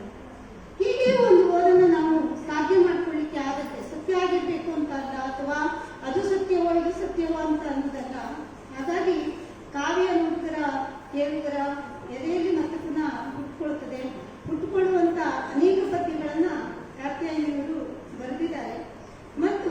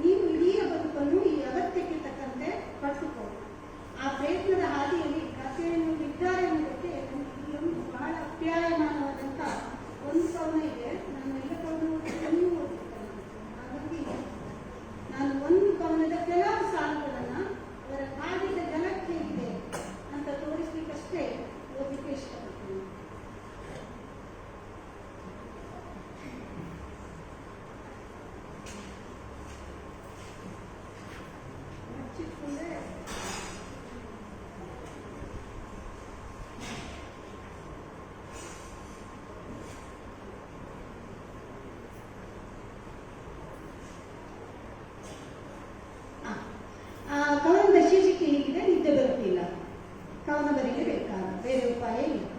ನಿದ್ದೆ ಬರುತ್ತಿಲ್ಲ, ಆದರೆ ನಿದ್ದೆ ಮಾಡದಿದ್ದರೆ ಒಳಗಿರುವ ಆತ್ಮೀಯ ಅಲಂಕರಿಸಿಕೊಂಡು ಶತಪಥ ಸುತ್ತುತ್ತಾಳೆ, ಪಂಜರದ ಇಳಿಯಂತೆ ಹೊರಹಾಗಿ ಅರಸುತ್ತಾಳೆ. ನಿದ್ದೆ ಬರ್ತಿದ್ರೆ ಹೀಗೆಲ್ಲ ಆಗುತ್ತೆ. ಅದಕ್ಕಾಗಿ ಅವರು ಕವನ ಬರೆಯದೇ ಇರಲಿಕ್ಕೆ ಸಾಧ್ಯ ಇಲ್ಲ. ಲೇಖನ ಮಾಯೆಯಲ್ಲಿ ಅವರು ಸಿಕ್ಕಿಕೊಂಡಿದ್ದಾರೆ. ಆಗ ಪಕ್ಕದಲ್ಲಿರುವ ಪುರುಷಾಕಾರ ಲಂಘಿಸಿ ರಾವಣನಾಗುತ್ತದೆ, ನನ್ನನ್ನು ಅಪಹರಿಸಿ ಶೋಕವನದಲ್ಲಿ ಬಂದ. ಅಥವಾ ಗುಟುರು ಹಾಕುತ್ತಾ ರಕ್ಕಸನಾಗುತ್ತದೆ, ಹೊತ್ತೊಯ್ದು 7 ಕೋಟಿಯೊಳಗೆ ಬಂಧಿಸಿದನು. 2 ಕವನನ್ನು ತಗೊಳ್ತಾರೆ ಕಥೆಯನ್ನು. ಒಂದು ಪುರಾಣ ಮತ್ತು ಒಂದು ಜಾನಪದಕ್ಕೆ ಹೋಗ್ತಾರೆ. ಅವರ ಎಲ್ಲ ಕವನಗಳಲ್ಲಿ ಕೂಡ ಈ ರೀತಿಯ ಹೆಚ್ಚು ಮಾದರಿ. ಒಂದು ನಾಭಿ ಮೂಲದ, ಹೃದಯ ಮೂಲದ ನೋವು ಮತ್ತು ಪುಳಕದಿಂದ ಕವನವನ್ನು ಪ್ರಾರಂಭಿಸ್ತಾರೆ. ಅದರ ನಂತರ ಅವರು ಏನ್ ಮಾಡ್ತಾರೆ ಅಂದ್ರೆ ವ್ಯೋಮಾಕಾಶಕ್ಕೆ ಅದನ್ನು ಚಾಚಿಕೊಳ್ತಾ ಶೂನ್ಯದವರೆಗೆ ಕೂಡ ಮುಟ್ಟಿಸ್ತಾರೆ. ಮತ್ತು ಹೀಗೆ ಲಂಘಿಸಲಿಕ್ಕೆ ಅವರು ಪುರಾಣವನ್ನ, ಜಾನಪದವನ್ನ ಮತ್ತು ವಚನಗಳ ಆಸರೆಯನ್ನ ಕವನದ ಮಧ್ಯಭಾಗದಲ್ಲಿ ಪಡ್ಕೊಳ್ತಾರೆ. ಹೆಚ್ಚಿನ ಕವನಗಳಿಗೆ ಈ ರೂಪರೇಷೆಯನ್ನ ಅವರು ಕೊಟ್ಟಿದ್ದಾರೆ. ನಿದ್ದೆ ಬರುತ್ತಿಲ್ಲ. ನಿದ್ದೆಯೇ ಕಾಣದಿದ್ದರೆ ನಾನು ಸೀತೆಯಾಗಬೇಕಾಗುತ್ತದೆ. ಆಗ ಕನಸುಗಳನ್ನು 10 ತಲೆಗಳ 20 ಕಣ್ಣುಗಳು ನೋಟದಲ್ಲೇ ಕೂಡಿ ಮಾಡುತ್ತವೆ. 10 ಮೂಗುಗಳು 20 ಕಿವಿಗಳು ಕಿಟಕಿ ಕಿಂಡಿಗಳಾಗಿ ಗೋದೆಯ ಪಿಶಾಚಿ ಎಂದರೆ ಒಂದೆನ ಗವಾಕ್ಷಿಣಿ ಎಂದು ಅರಚುತ್ತಾ 10 ದಳ ಬಾಯಿಗಳು ಕೋಟೆಯ ಮಹಾದ್ವಾರಗಳಾಗಿ ಅಶೋಕವನದ ಮರಗಳನ್ನು ಹೊರದೂಡುತ್ತವೆ. ಅಶೋಕವನದ ಮರಗಳು ಹೊರದೂಡಿದಾಗ ಶೋಕಿಸಲು ಅಶೋಕವನದ ಆ ಮರ ಇಲ್ಲವಾದರೆ ಸೀತೆಯೇ ಅಲ್ಲ. ರಾಮ ರಾಮ ರಾಮ ರಾಮ ರಾ ಎನ್ನುತ್ತಾ, ರಾಮ ರಾಮ ಅಂತಳಲು ಭ್ರಮೆ ಕೇಳ್ಕೊಳ್ಳಿ, ರಾಮ ರಾಮ ರಾಮ ರಾಮ ರಾ ಎನ್ನುತ್ತಾ ಶೋಕಿಸಲು ಹೆಣ್ಣಿಗೆ ರಾಮನಂತದ್ದೇ ಮರವೂ ಬೇಕು. ಕಾರಣ ರಾವಣನಂತ ಕೋಟೆಯು ಪರಿಣಾಮ. ಹೀಗೆ ಪಂಜರದೊಳಗಿನ ಹಕ್ಕಿ ಆದ್ರೆ ಏನಾಗ್ತದೆ ಅನ್ನೋದೆಲ್ಲ ಚಿತ್ರಿಸ್ತಾ ಕೊನೆಯಲ್ಲಿ ಒಂದು ಲೈನನ್ನ ಸ್ವಲ್ಪ ಇಂಗ್ಲಿಷ್ ಬರ್ತೇನೆ, ಸಾಲನ್ನ ಕಥೆಯನ್ನು ಹೇಳ್ತಾರೆ. ಇನ್ನಾದರೂ ನಿದ್ದೆ ಮಾಡಬೇಕು. ಅಯ್ಯೋ, ನನ್ನ ಎದೆಯನ್ನೇ ಸೀಳಿಕೊಂಡು ಹೊರಹೋಗುತ್ತಿದೆ ತುಂಬು ಬಸುರಿಯ ಅರಣ್ಯದೊಡನ. ರಾಮದೇವರೇ, ಉತ್ತರ ರಾಮಚರಿತಕ್ಕೆ ಉತ್ತರ ಅಲ್ಲೇ ನಿಲ್ಲು ಸೀತೆ. ಹೆಣ್ಣಿನ ಪಾತ್ರವನ್ನು ಇನ್ನೂ ಹೆಣ್ಣೇ ಬರೆಯಬೇಕು. ಹೌದು, ಎಲ್ಲರೂ ಹೆಣ್ಣಾಗಬೇಕು. ನಮಸ್ಕಾರ.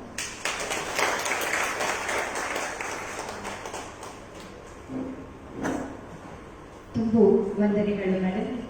ಸುಧಾ ಅಡ್ಕಳ ಅವರ ಮಾತುಗಳನ್ನು ಇನ್ನಷ್ಟು ಕೇಳಬೇಕು ಅನ್ನೋ ಆಸೆ ನಮ್ಗೆಲ್ರಿಗೂ ಇದೆ. ನಿಜವಾಗಿ ಅವರು ಮಾತಾಡುವ ರೀತಿಯಲ್ಲಿ ಬಹುಶಃ ಫೇಸ್ಬುಕ್ ನಲ್ಲಿ ಇರೋರಿಗೆಲ್ಲರಿಗೂ ಗೊತ್ತು. ಅವರು ಬರೆಯುವ ಒಂದೊಂದು ಸಾಲು, ಕೆಲವು ಸಲ ಒಂದೊಂದೇ ಸಾಲಿನದ್ದು ಸುಮಾರು ಬರೀತಾರೆ. ಅದರಿಂದ ಎಷ್ಟು ಅರ್ಥವನ್ನ ನಾವು ಕಂಡ್ಕೊಳ್ಬಹುದು. ಕಾತ್ಯಾಯಿನಿ ಅವರನ್ನ ನೋಡ್ತಾ ಇರ್ಬೇಕಾದ್ರೆ ಒಂದು ತಾಯಿಯ ಮಗುವನ್ನು ಯಾರಾದ್ರೂ ವರ್ಣಿಸ್ತಾ ಇದ್ರೆ, ಓ ನಿಮ್ಮ ಮಗು ಎಷ್ಟು ಚಂದ, ಅದ್ರ ಕಣ್ಣೆಷ್ಟು ಚಂದ, ಅದ್ರ ಮೂಗೆಷ್ಟು ಚಂದ ಅಂತ ಹೇಳುವಾಗ ಒಂದು ತಾಯಿಗೆ ಎಷ್ಟು ಖುಷಿ ಆಗ್ತದೆ.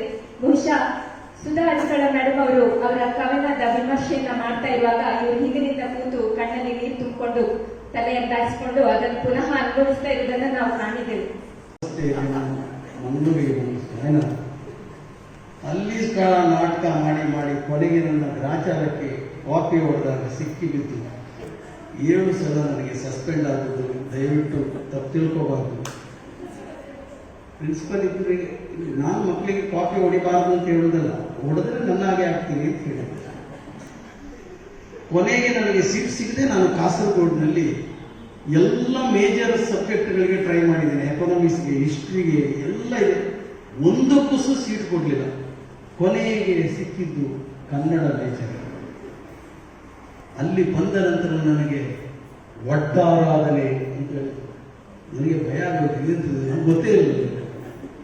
ಆಮೇಲೆ ಜನ್ನ, ರನ್ನ, ಪಂಪ ಅಂತೇಳಿ ಸಿಕ್ಕಿದೆಲ್ಲ ಎಂತ ನನಗೆ ಈಗಲೂ ಕೂಡ ದೇವರಾಣಿಗೆ ಅರ್ಥ ಆಗಿಲ್ಲ. ನನಗೆ ವರ್ಕೌಟ್ ಆಗಲಿಲ್ಲ ನನ್ನ ಲೈಫಲ್ಲಿ. ಪಂಪ ರಾಮಾಯಣವನ್ನು ಬರೆದದ್ದು ಯಾರು ಅಂತ BA ಫೈನಲ್ ಅಲ್ಲಿ ಒಂದು ಕ್ವಶನ್. ನಾನು ಕ್ಯಾಲಿಕಟ್ ಯೂನಿವರ್ಸಿಟಿ ಕಬಡ್ಡಿ ಕ್ಯಾಪ್ಟನ್, ಕ್ಯಾಲಿಕಟ್ ಯೂನಿವರ್ಸಿಟಿಯ best actor in English, best actor in Kannada, best allrounder actor of the university. ನನಗೆ ಪಂಪ ರಾಮಾಯಣ ಬರೆದದ್ದು ಯಾರು ಅಂತ ಒಂದು ಪ್ರಶ್ನೆ ಕೇಳಿದ್ರೆ ಬರ್ದೆ. ಫೈನಲ್ ಇಯರ್ ಪಂಪ ರಾಮಾಯಣವನ್ನು ಪಂಪ ಬರೆಯೋದು ಬೇರೆ ಯಾರು ಬರೀತಾರೆ. ಪಂಪ ರಾಮಾಯಣವನ್ನು ಪಂಪ ಬರೆದನ್ನು ಹಾಗೆ ಮುಂದೆ heart which never posit and Spain because it's like A flower never Bloom's ಎಂದು ಆಂಗ್ಲ ಕವಿಯೊಬ್ಬರು ಹೇಳಿ ಯಾವ ಮಗುವೂ ಹೇಳಿಲ್ಲ. ಎಲ್ಲ ಹೇಳ್ಕೊಂಡು ಈ 1.5 ಪುಟ ಬರೆದೆ ನೋಡಿ. ಅಲ್ಲಿಗೆ first short cut. Second short, 1 ತಿಂಗಳ ನಂತರ BK ತಿಮ್ಮಪ್ಪ ಅಂತ ಲೆಕ್ಚರರ್ ನನಗೆ ಕೆಲಸದವರು ಬಂದು ಜೋರು ಮಳೆ ಬರ್ತಾ ಇತ್ತು, ಛತ್ರಿ ಹಿಡ್ಕೊಂಡ್ಬಿಟ್ಟು ಅವ್ರು ನನ್ನ ಅಂಗಡಿಗೆ ಬಂದ ನನಗೆ ನೋಡಿದ್ರು. ನಾನು ತಂದೆ ಪಕ್ಕದಲ್ಲಿ ಏನೋ ಸಾಮಾನು ಕಟ್ಟಿ ಕೊಡ್ತಾ ಇದ್ದೆ. ಇದನ್ನು ಗುರುಗಳ ಕರೆದ್ರೆ ಮತ್ತೇನು ಶಿಷ್ಯ ಓಡ್ಬಿಟ್ಟು ಏಕಲವ್ಯ ನನ್ನ ಮಗನ ಓಡ್ ಹೋಗಿ ಅವ್ರಿಗೆ ಸಾತ್ ಅಂತ ಅವ್ರ ಕಡೆಯಲ್ಲಿ ದೊಡ್ಡ ಕಡೆ ನೋಡು. ಪಂಪ ರಾಮಾಯಣ ಯಾರು ಬರೆದದ್ದು ಅಂತ ಕೇಳಿದರೆ ಪಂಪ ಅಂತ ಎಲ್ಲಿ ಹೇಳಬೇಡ, ಅದು ನಾಗಾರ್ಜುನ ಬರೆದದ್ದು ಮಾಡ. ನಾಗಚಂದ್ರ ನೋಡಿ, ನನಗೆ ನಾಗಾರ್ಜುನ ಅಂದ್ರೆ ಆಕ್ಟರ್ ಹೆಸರು. ಅವರು ಬರೆದು ದಯಮಾಡಿ ನೀನು ಹೊರಗೆ ಹೇಳ್ಬೇಡ, ನಿನಗೆ ನಾನು ಪಾಸ್ ಮಾಡಿದ್ದೇನೆ. ಹೀಗೆ ಪಾಸ್ ಆದವನ ಸೆಕೆಂಡ್ ಲ್ಯಾಂಗ್ವೇಜ್ ಸಂಸ್ಕೃತ ಸೇರಿಸಿ ಎಷ್ಟು ಹಿಂಸೆ ಆಗ್ಬೋದು. ನಮ್ಮದವರಿಗೆ ಸಂಸ್ಕೃತ ಕಲಿಸೋದಂದ್ರೆ ನೀವು ಕಲ್ಪಿಸ್ಲಿಕ್ಕೂ ಸಾಧ್ಯ ಇಲ್ಲ ಮೇಡಮ್. ಇದೆಲ್ಲ ಸಂಸ್ಕೃತ. ಮಲಯಾಳಿ ಒಬ್ಬ ಲೆಕ್ಚರರ್ ಬಂದಿದ್ದಾನೆ, ಸಂಸ್ಕೃತ ಕಲಿಸ್ತಿದ್ದಾನೆ, ಗಣಕನ್ ಅಂತ ಅವನ ಹೆಸರು. ಅವನು ಅರ್ಧಂಬರ್ಧ ಕನ್ನಡ ಮಾತಾಡ್ತಾನೆ. ಇಲ್ಲಿ ಯಾರಾದರೂ ಒಟ್ಟು ಕ್ಲಾಸ್ನಲ್ಲಿ ಇದ್ದದ್ದು 7 ಜನ, ಅದರಲ್ಲಿ 5 ಜನ ಕೊಂಕಣಿಯವರು, ಎಲ್ಲ ವ್ಯಾಪಾರಸ್ಥರೇ, ಸೀಟು ಎಲ್ಲಿ ಸೇರಿ ಬಂದವರು. ಅದು ನನ್ನ ಲೈನ್ನಲ್ಲಿದ್ದಾರೆ. ಖುಷಿ ಕಸಕೈರಮಗಿರಿ, ಮೀರಾಕೇಶಿ, ಮೀರೇಂದ್ರ ಕರಿಮೆಣಸಿಗೆ ಎಷ್ಟು ಅಂತ ಇದೇ ಮಾತಾಡೋದು. ಮತ್ತೆ ಮರಾಠಿ ಅಭಂಗಗಳನ್ನು ಸ್ಟೇಜ್ನಲ್ಲಿ ಡೆಸ್ಕಿನಲ್ಲಿ ಕೂತ್ಕೊಂಡು ಕಾಯಾ ಹೇ ಪಂಡರಿ ಇದೆ. ಯಾವ ರನ್ನನು ಪಂಪನು ಆಜುಬಾಜು ಬರ್ಲಿಕ್ಕೆ ಸಾಧ್ಯ ಇಲ್ಲ, ಆ ರೀತಿಯಲ್ಲಿ ಬೆಳೆದವನು. ಹಾಗೆ ಅವನು ಬಂದು ನನ್ನ ಹತ್ರ ಇಲ್ಲಿ ಯಾರಾದರೂ ಇದರ ಮೊದಲು ಸಂಸ್ಕೃತವನ್ನು ಕಲಿತಿದ್ದೀರೋ ಅಂತ ಕೇಳಿ. ನನ್ನ ಈ ಕೊಂಕಣಿ ಹುಡುಗರೆಲ್ಲ ಚೆನ್ನ ಹೇಳಿ ನಾನೇ ಸುಮ್ಮನೆ ನನಗೇನು ಬರೋದಿಲ್ಲ, ಏನಾದ್ರು ಕಮ ಅಂದರು. ನಾನು ಎದ್ದು ನಿಂತು ಸರ್ ಹೇಳು, ಎಂತ ಗೊತ್ತಿದೆ ಹೇಳು. ಹೇಳಾದ್ರೆ ಹೇಳು, ನನಗೇನು ಹೇಳು ಅಂತ. ಅಮಯಾನಂದರಸ್ಯಾಹ ದೇವ ಕಡುಕಯೇನವಸ್ಯಾಹ ಆನಂದರಸ್ಯಾಹ ಕೂತು ಸಿಕ್ಕಲಾಯ.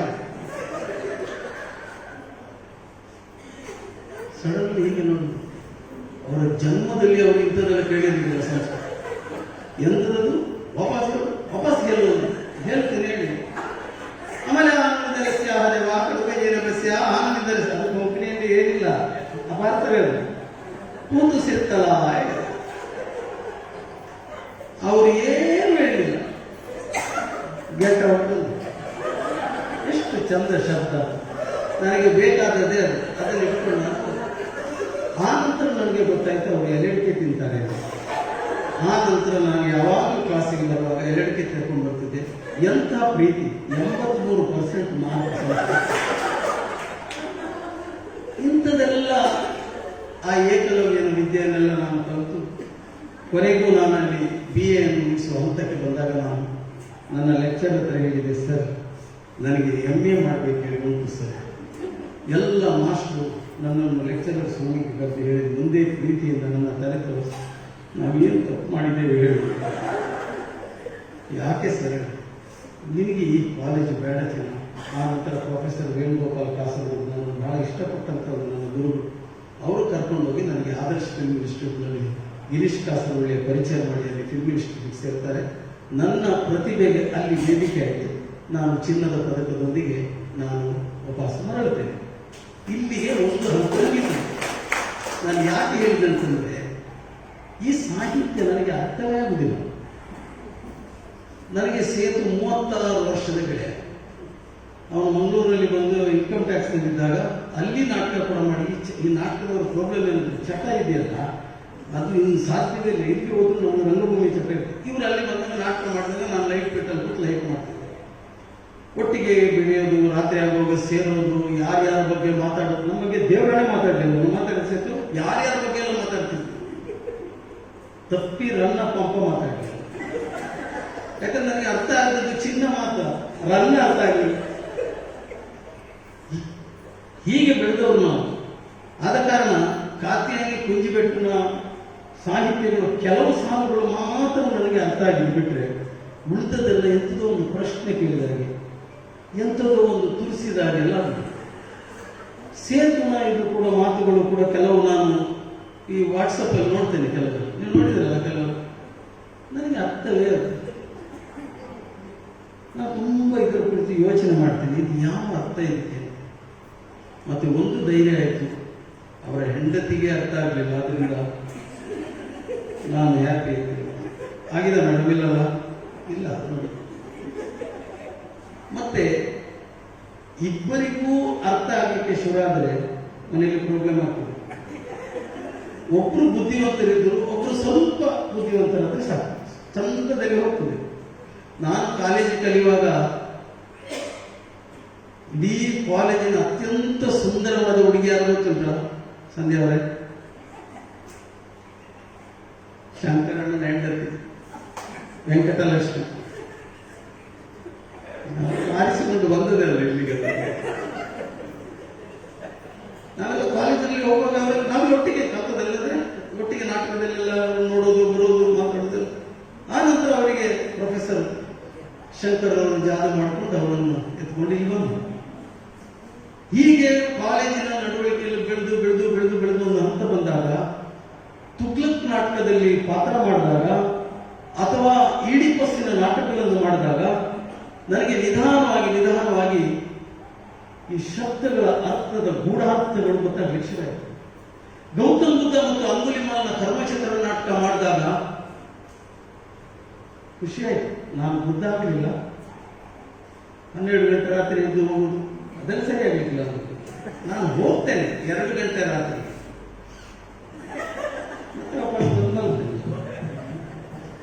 ಬಿಟ್ಟು ಓಡಿ ಹೋಗಲಿಲ್ಲ. ಆದರೆ ಗೌತಮ ಬುದ್ಧನ ಆ ಪಾತ್ರದ ಒಳ ಹೊಕ್ಕು ನೋಡಿದಾಗ ಅಲ್ಲಿಯ ಆ ದ್ವಂದ್ವಗಳು, ಆ ತುಮರುಗಳು ನನಗೆ ಅರ್ಥ ಆಗಲಿಕ್ಕೆ ಶುರು ಆಯಿತು ನಿಧಾನವಾಗಿ.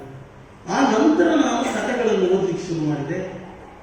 ಆ ನಂತರ ಕೊಂಕಣಿ ಸಾಹಿತ್ಯ ಅಕಾಡೆಮಿ ಅಧ್ಯಕ್ಷರಾಗಿ ನನ್ನನ್ನು ನೇಮಿಸಿದಾಗ ತುಂಬಾ ಜನ ಕರ್ನಾಟಕದವರು ಅದಕ್ಕೆ ಅಭಿಪ್ರಾಯ ವ್ಯತ್ಯಾಸಗಳನ್ನು ತೋರಿಸಿದ್ರು. ಒಬ್ಬ ಕೇರಳದವರನ್ನು ಯಾಕೆ ಮಾಡಿದ್ರಿ ನೋಡಿ, ಪೋಸ್ಟ್ ಸಿಕ್ಕುವಾಗ ಎಷ್ಟು ಪ್ರತಿಭಟನೆ ನೋಡಿ. ಇಲ್ಲದಿದ್ರೆ ಚಿನ್ನ ಬೇಕು, ಯಾವ್ದಾದ್ರು ಪೋಸ್ಟ್ ಕೊಡುವಾಗ ಅವನು ಕೇರಳದವರು ಅಂತಾಯ್ತು. ನಾನು ಕೂಡ ಒಪ್ಕೊಂಡೆ, ಇಡೀ ಆಗೋಗಿ ಮಾತೃಭಾಷೆ ಕೊಂಕಣಿ ಅಲ್ವಾ, ಮಾಡೇ ಬಿಡೋಣ ಅಂತ ಕೂತೆ.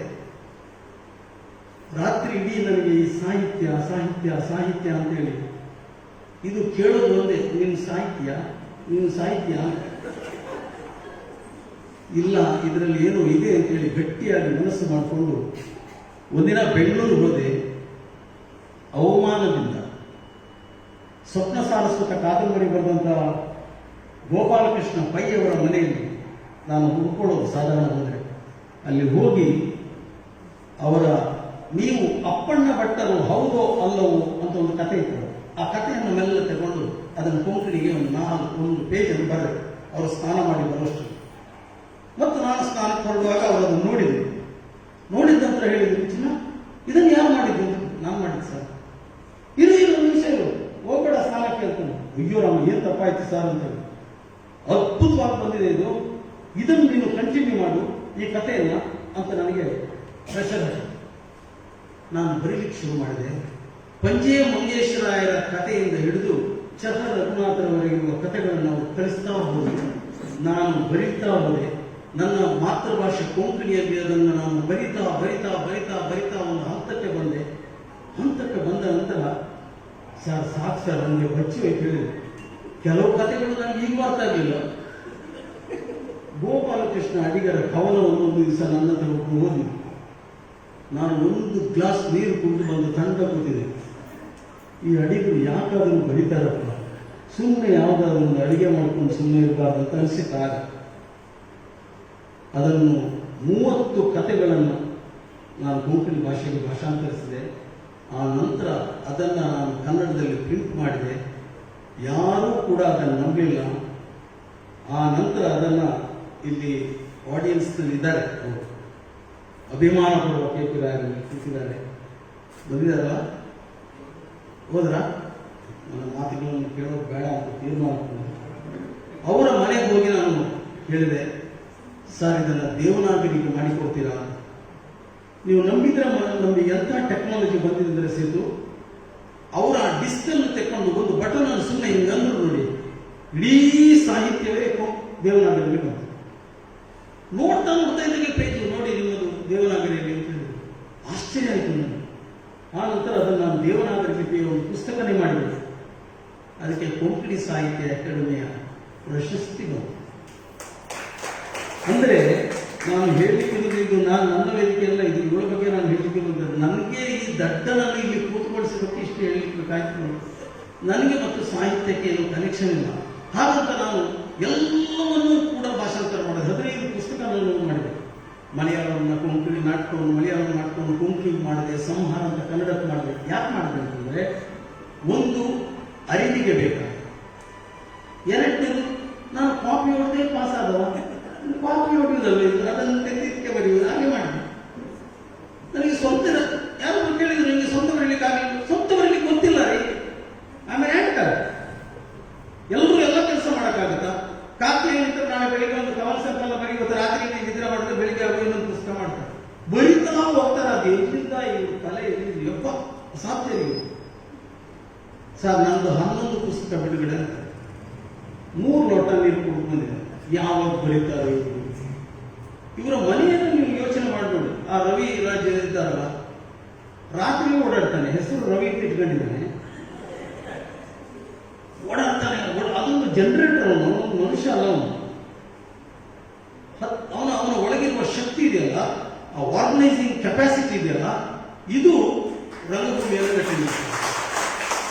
ಇವತ್ತು ನನ್ನನ್ನು ಅವನು ಒಂದು ಥರದಲ್ಲಿ ಎಳೆದು ತಂದು ಇಲ್ಲಿ ಕೂರಿಸಿ, ಯೇಸು ಕ್ರಿಸ್ತನಿಗೆ ಮೊಳೆ ಹೊಡಿತಾರಲ್ಲ ಆ ಥರದಲ್ಲಿ ಹಾಕಿ ಕೂರಿಸಿದ್ದಾರೆ. ಸರ್ ಅಧ್ಯಕ್ಷರು ನೀವಾಗ್ಬೇಕು ಸರ್.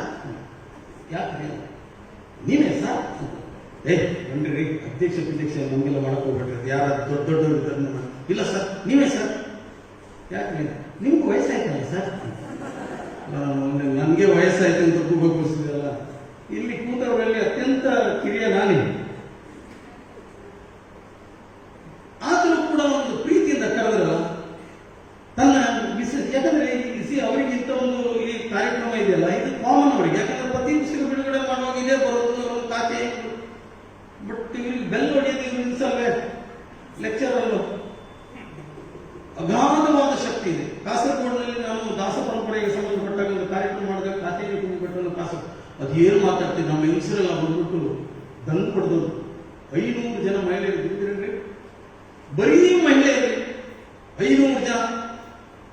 ಕೃಷ್ಣ ಪರಮಾತ್ಮ ನಾನು ಒಬ್ಬನೇ, ಮತ್ತೆ ನನ್ನ ಕುಚೇಲ ಹಾಕಿ ರವಿರಾಜಿಂದ ಇದೆರಡು ಬಿಟ್ಟರೆ ಫುಲ್ ಮಹಿಳೆಯರು. ಎಷ್ಟು ಅದ್ಭುತವಾಗಿ ಮಾತಾಡಿದಾಗ ಖಾತೆ ಅಂತಂದ್ರೆ ಅಲ್ಟಿಮೇಟ್ ಸ್ಪೀಚ್. ಅಂದ್ರೆ ಅವರ ಒಳಗೆ ಒಂದು ಶಕ್ತಿ ಇದೆ, ಅದು ಉಕ್ಕಿ ಬರ್ತದೆ. ಕೆಲವು ಕಡೆ ಅಸೂಯೆ ಪಟ್ಟವರಿದ್ದಾರೆ, ಅವಳನ್ನ ನಿಂದಿಸಿದವರಿದ್ದಾರೆ. ಎಚ್ ಎಸ್ ಶಿವಪ್ರಕಾಶ್ ನನಗೆ ರಾತ್ರಿ 11 ಗಂಟೆಗೆ ಫೋನ್ ಮಾಡಿ ಹೇಳ್ತೇನೆ, ಅವಳು ತುಂಬಾ ಕವನಗಳನ್ನು ನೋಡಿದೆ, ಅವಳು ಯಾಕೆ ಡಿಪ್ರೆಷನ್ ಅವಳಿಗೆ ಅಂತ ಕೇಳಿದೆ.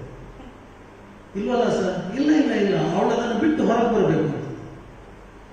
ಶಿವಪ್ರಕಾಶ್ ಬೇಸಿಕಲಿ ಒಬ್ಬ ಹೇಗಂತ ಗೊತ್ತಲ್ಲ ಹೇಗೆ, ಅವಳು ಗಂಡಸಾಗಬೇಕು. ಹೌದಾ? ಶಿವಪ್ರಕಾಶ್ ಕೂಡ ಹಾಗೆ, ಅವನೊಂಥರ ಎಕ್ಸೆಂಟ್ರಿಕ್. ಅವನು ನಾವು ರಂಗಭೂಮಿಯಲ್ಲಿ ಇರುವ ಒಟ್ಟಿಗೆ ಎಲ್ಲ ಕೆಲಸ ಮಾಡ್ಕೊಂಡು ಈ ಅಮ್ಮ ಸರ್ ಶಿವಪ್ರಕಾಶ್ ಬರೀಬೇಕು, ಅವರನ್ನು ಯಾರು ಕಂಟ್ರೋಲ್ ಮಾಡೋದು ನನಗೆ ಬಹಳ ಕಷ್ಟ ಆಗಿದೆ ಸರ್. ಇಲ್ಲ ಸರ್ ಅವ್ರು ಬರೀಬೇಕು ಸರ್.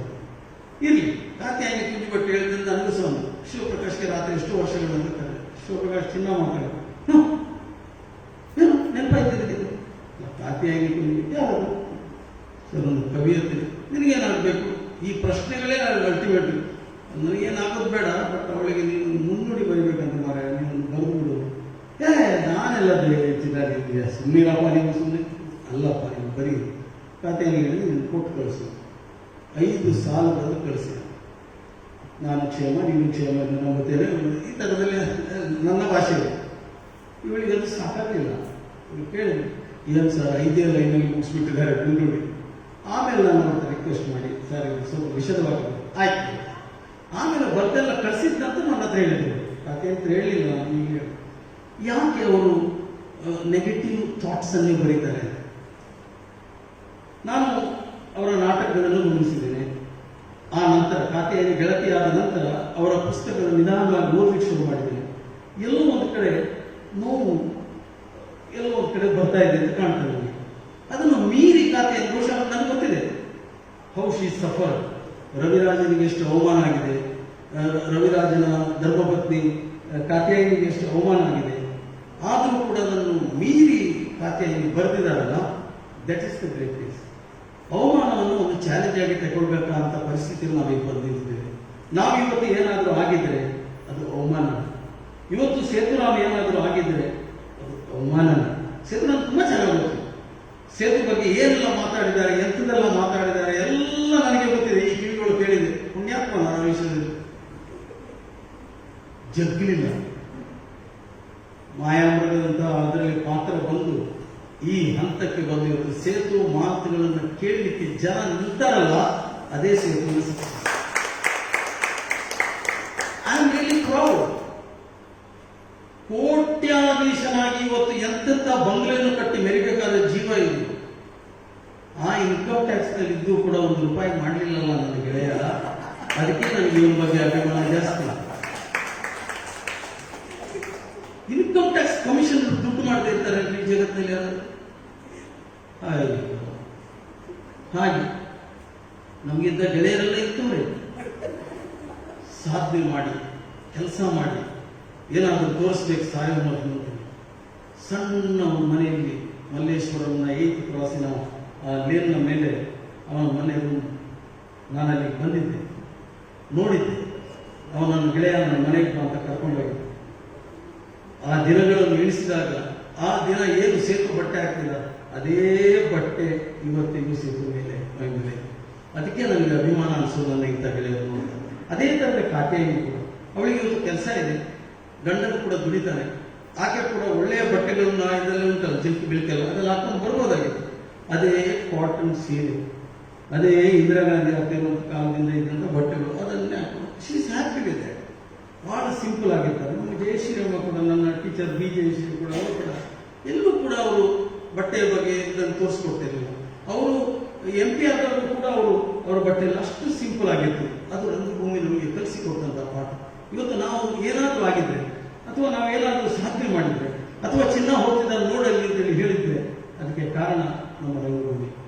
ಅದಕ್ಕೆ ನಾನು ರಂಗಭೂಮಿಯನ್ನು ಅತ್ಯಂತ ಪ್ರೀತಿಯಿಂದ ನಾನು ಇಷ್ಟಪಡ್ತೇನೆ. ಮತ್ತು ನಾನು ಚಿತ್ರನಟ ಅಂತ ಎಲ್ಲೂ ಹೇಳಲಿಕ್ಕೆ ಇಷ್ಟಪಡೋದಿಲ್ಲ. ನಾನೊಬ್ಬ ವಿಚಿತ್ರ ನಟ. ಇನ್ನು ವಿಶ್ವನಾಥ್ ಹೋಗಿದಾರಲ್ಲ, ನನಗೆ ಆಗಾಗ ಅವರು ನಿಲ್ಸರು. ನಾನು ಒಂದು ಕವನ ಓದಿಬಿಟ್ಟೆ, ಆಗ್ಬೋದಲ್ಲ ಕತೆ ಅಂತ. ನೀರು ಕೊಟ್ಟು ಹೋಗ್ತೇನೆ, ಮುಂದಿರ್ಬೋದು. ಶುಗರ್ ಇದ್ರೆ ಇದೆಲ್ಲ ಒಣಗ್ತದೆ. ಪ್ಯೂರ್ ವಾಟರ್ ಅಲ್ಲ.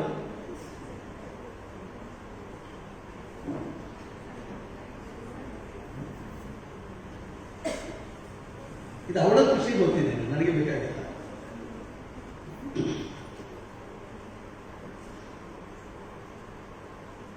ಅವಳಿಗೆ ಇಷ್ಟ ಆದಂತ ಒಂದು ಕವನ ಯಾವುದು ಅಂತ ಕೇಳಿದ್ದೆ ನಾನು. ನನಗೆ ಅವಳು, ನಾನು ಅವಳು ಪರವಾಗಿಲ್ಲ, ದೊಡ್ಡ ದೊಡ್ಡ ಕವಿಗಳಿಂದ ಅವರು ಹೇಳಬೇಕು, ನನಗೆ ಮತ್ತೆ ಹೋಗ್ತೀವಿ ಕೆಲಸ. ಅವಳ ಕವನದ ಟೈಟ್ಲು ಉರಿಯುತ್ತಿದ್ದೇನೆ ಅಯ್ಯೋ. ಅಲ್ಲಿಯೂ ನೋಡಿ ನೆಗೆಟಿವ್. ಸಾವಿನ ಕೆಂಡದ ಮೇಲೆ ಓಡುತ್ತಲೇ ಇರುವ ಲಾಕ್ಷಾದೇಹ, ಲೆಪ್ಪದ ಗೊಂಬೆ ನಾನು. ಸಾವಿನ ಕೆಂಡದ ಮೇಲೆ ಓಡುತ್ತಲೇ ಇರುವ ಲಾಕ್ಷಾದೇಹ, ಲೆಪ್ಪದ ಗೊಂಬೆ ನಾನು. ನಿಂತರೆ ಕರಗುತ್ತದೆ ಕೋಮಲ ಅರವು, ನಿಂತರೆ ಕರಗುತ್ತದೆ ಕೋಮಲ ಅರಮೈ. ಆತ್ಮಹಾರಿ ಮತ್ತೊಂದು ಮೈಯನ್ನು ಪಡೆದು ಹೊಸದಾಗಿ ಹುಟ್ಟುತ್ತೇನೆ ಮರಳಿ ಮರಳಿ ಮರಳಿ ಮರಳಿ.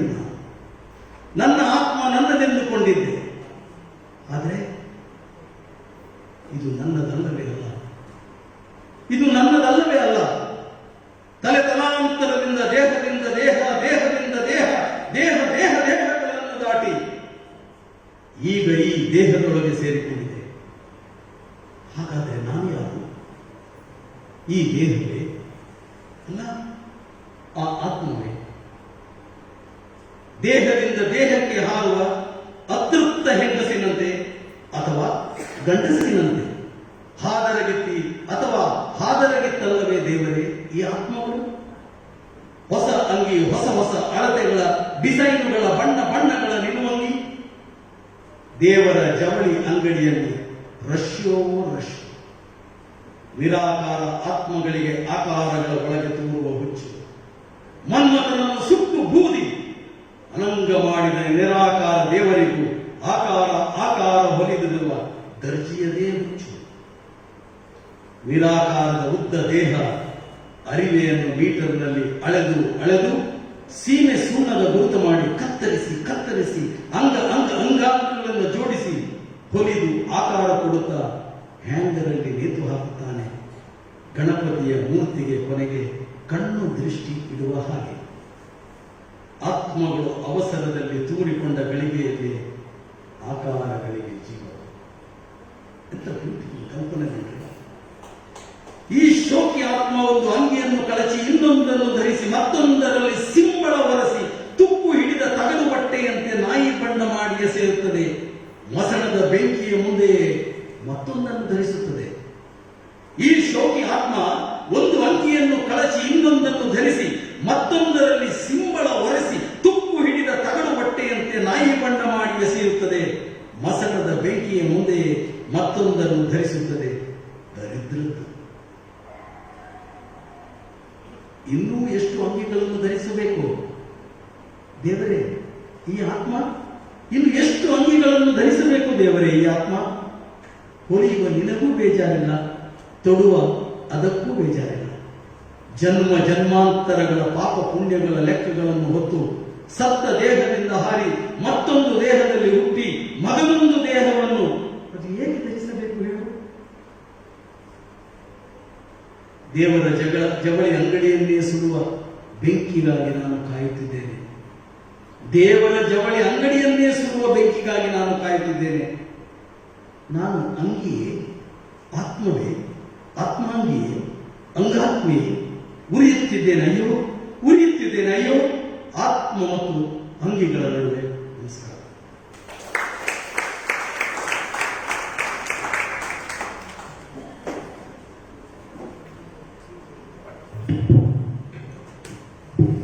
ತುಂಬಾ ಸುಂದರವಾಗಿ ಕವನವನ್ನ ವಾಚಿಸಿ ಅದರ ಅರ್ಥ ಒಳಾರ್ಥ ಗೂಢಾರ್ಥವನ್ನ ನಮ್ಮ ಮನಸ್ಸಿಗೆ ಮುಟ್ಟುವ ಹಾಗೆ ಮಾಡಿದಿರ. ಸಭಾಧ್ಯಕ್ಷರ ನೆಲೆಯಲ್ಲಿ ತಾವಾಡಿದ ಮಾತು ಮೊದಲು ಸಭೆಯು ನಗೆಗಡಲಲ್ಲಿ ತೇಲಿದರೂ ನಿಧಾನವಾಗಿ ಅದೊಂದು ಭಾವಲೋಕಕ್ಕೆ ಕರೆದೊಯ್ತು. ನಿಜವಾಗಿ ಡಾಕ್ಟರ್ ಕಾತ್ಯಾಯನಿ ಕುಂಜಿಬೆಟ್ಟೂರವರ ಕವನಗಳನ್ನ ಕೆಲವನ್ನ ಓದುವ ಪ್ರಯತ್ನವನ್ನ ನಾನು ಮಾಡಿದ್ದೆ ಇತ್ತೀಚೆಗೆ ಕೊರೋನಾ ಸಮಯದಲ್ಲಿ. ಯೂಟ್ಯೂಬ್ನಲ್ಲಿ ಫೇಸ್ಬುಕ್ನಲ್ಲಿ ಓದಿ ಹಾಕುವ ಅಂತ ಹೇಳಿ. ಆದರೆ ಅದರ ಅರ್ಥ ಒಂದು ಸಾಧಾರಣ ನನ್ನ ಮೆದುಳಿಗೂ ಸಿಲುಕದ್ದು ಅಂತ ಒಂದು ಉತ್ತರಾರ್ಧ ಅರ್ಥ ಆದ್ರೆ ಇನ್ನೊಂದು ಪೂರ್ವಾರ್ಧ ಬೇರೆಯೋ ಏನೋ ಇರ್ತದೆ, ಉತ್ತರಾರ್ಧ ಇನ್ನೊಂದೇನೋ ಇರ್ತದೆ. ನಡುವೆ ಬಹುಶಃ ನಮ್ಮ ಕಲ್ಪನೆಗೆ ಅದು ಸಿಗುವಂತದಲ್ಲ. ಮತ್ತೆ ಕೆಲವು ಸಲ ತುಂಬಾ ಕಷ್ಟವೂ ಆಗ್ತಾ ಇತ್ತು. ನಾನು ಓದುವಾಗ ನಾನೇ ಅನುಭವಿಸ್ತಿದ್ದೆ, ಅಯ್ಯೋ ಇಷ್ಟು ಒಂದು ಹಿಂಸೆ ಇದೆ ಇದರಲ್ಲಿ, ಯಾವ ರೀತಿ ಇದು ಅಂತ. ತುಂಬಾ ಸುಂದರವಾಗಿ ಬದುಕನ್ನ ತೆರೆದಿಡ್ತಾರೆ. ನಿಮ್ಮಿಂದ ಇನ್ನಷ್ಟು ಕವನಗಳು ಬರಲಿ. ಸಭಾಧ್ಯಕ್ಷರಿಗೂ ನನ್ನ ಹೃತ್ಪೂರ್ವಕವಾದ ವಂದನೆಗಳು ಸರ್. ಇದೀಗ ಕೃತಜ್ಞತೆಯ ಸಮಯ. ಧನ್ಯವಾದಕ್ಕಾಗಿ ಸಂಸ್ಕೃತಿ ವಿಶ್ವ ಪ್ರತಿಷ್ಠಾನದ ಉಪಾಧ್ಯಕ್ಷರೂ ಆದ ಸುಗುಣ ಸುವರ್ಣರವರಿಗೆ ವೇದಿಕೆ.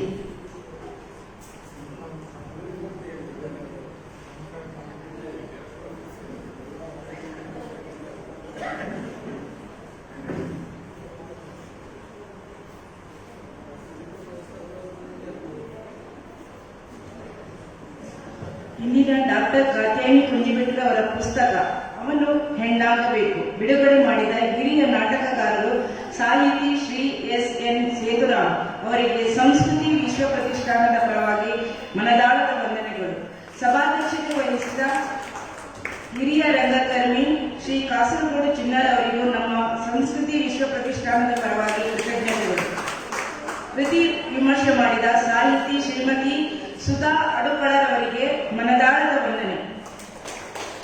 ಮುಖ್ಯ ಅತಿಥಿಗಳಾದ ಡಾಕ್ಟರ್ ದೇವದಾಸ್ ನಾಯ್ಕ್, ಪ್ರಾಂಶುಪಾಲರು, MGM college Manipal, doctor Neeta Inamdar, ಪ್ರಧಾನ ಸಂಪಾದಕರು, ಎಂಯುಪಿ ಮಣಿಪಾಲ್ ಇವರಿಗೂ ಸಂಸ್ಕೃತಿ ವಿಶ್ವ ಪ್ರತಿಷ್ಠಾನದ ಪರವಾಗಿ ವಿನಯಪೂರ್ವಕ ವಂದನೆಗಳು.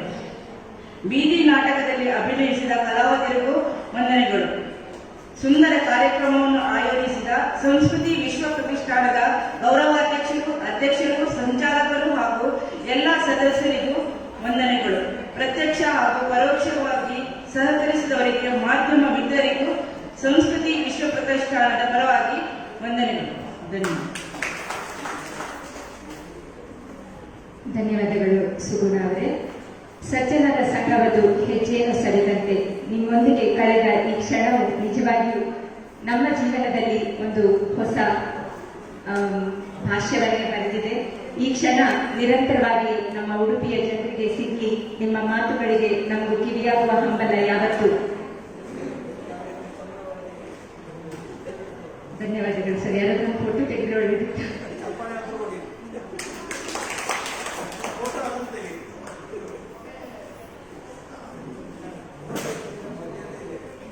ಸರಿ.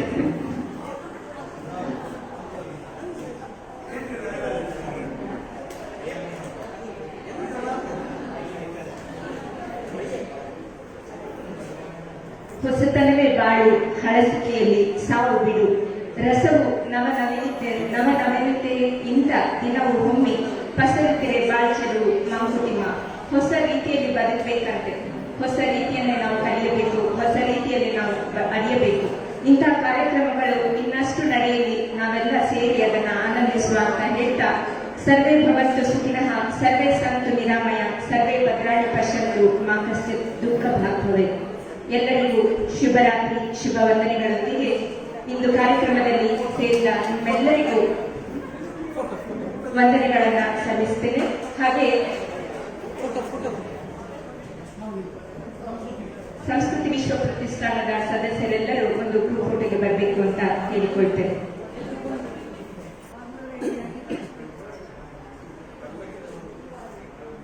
Okay, ready, smile. One more. Okay. Yes.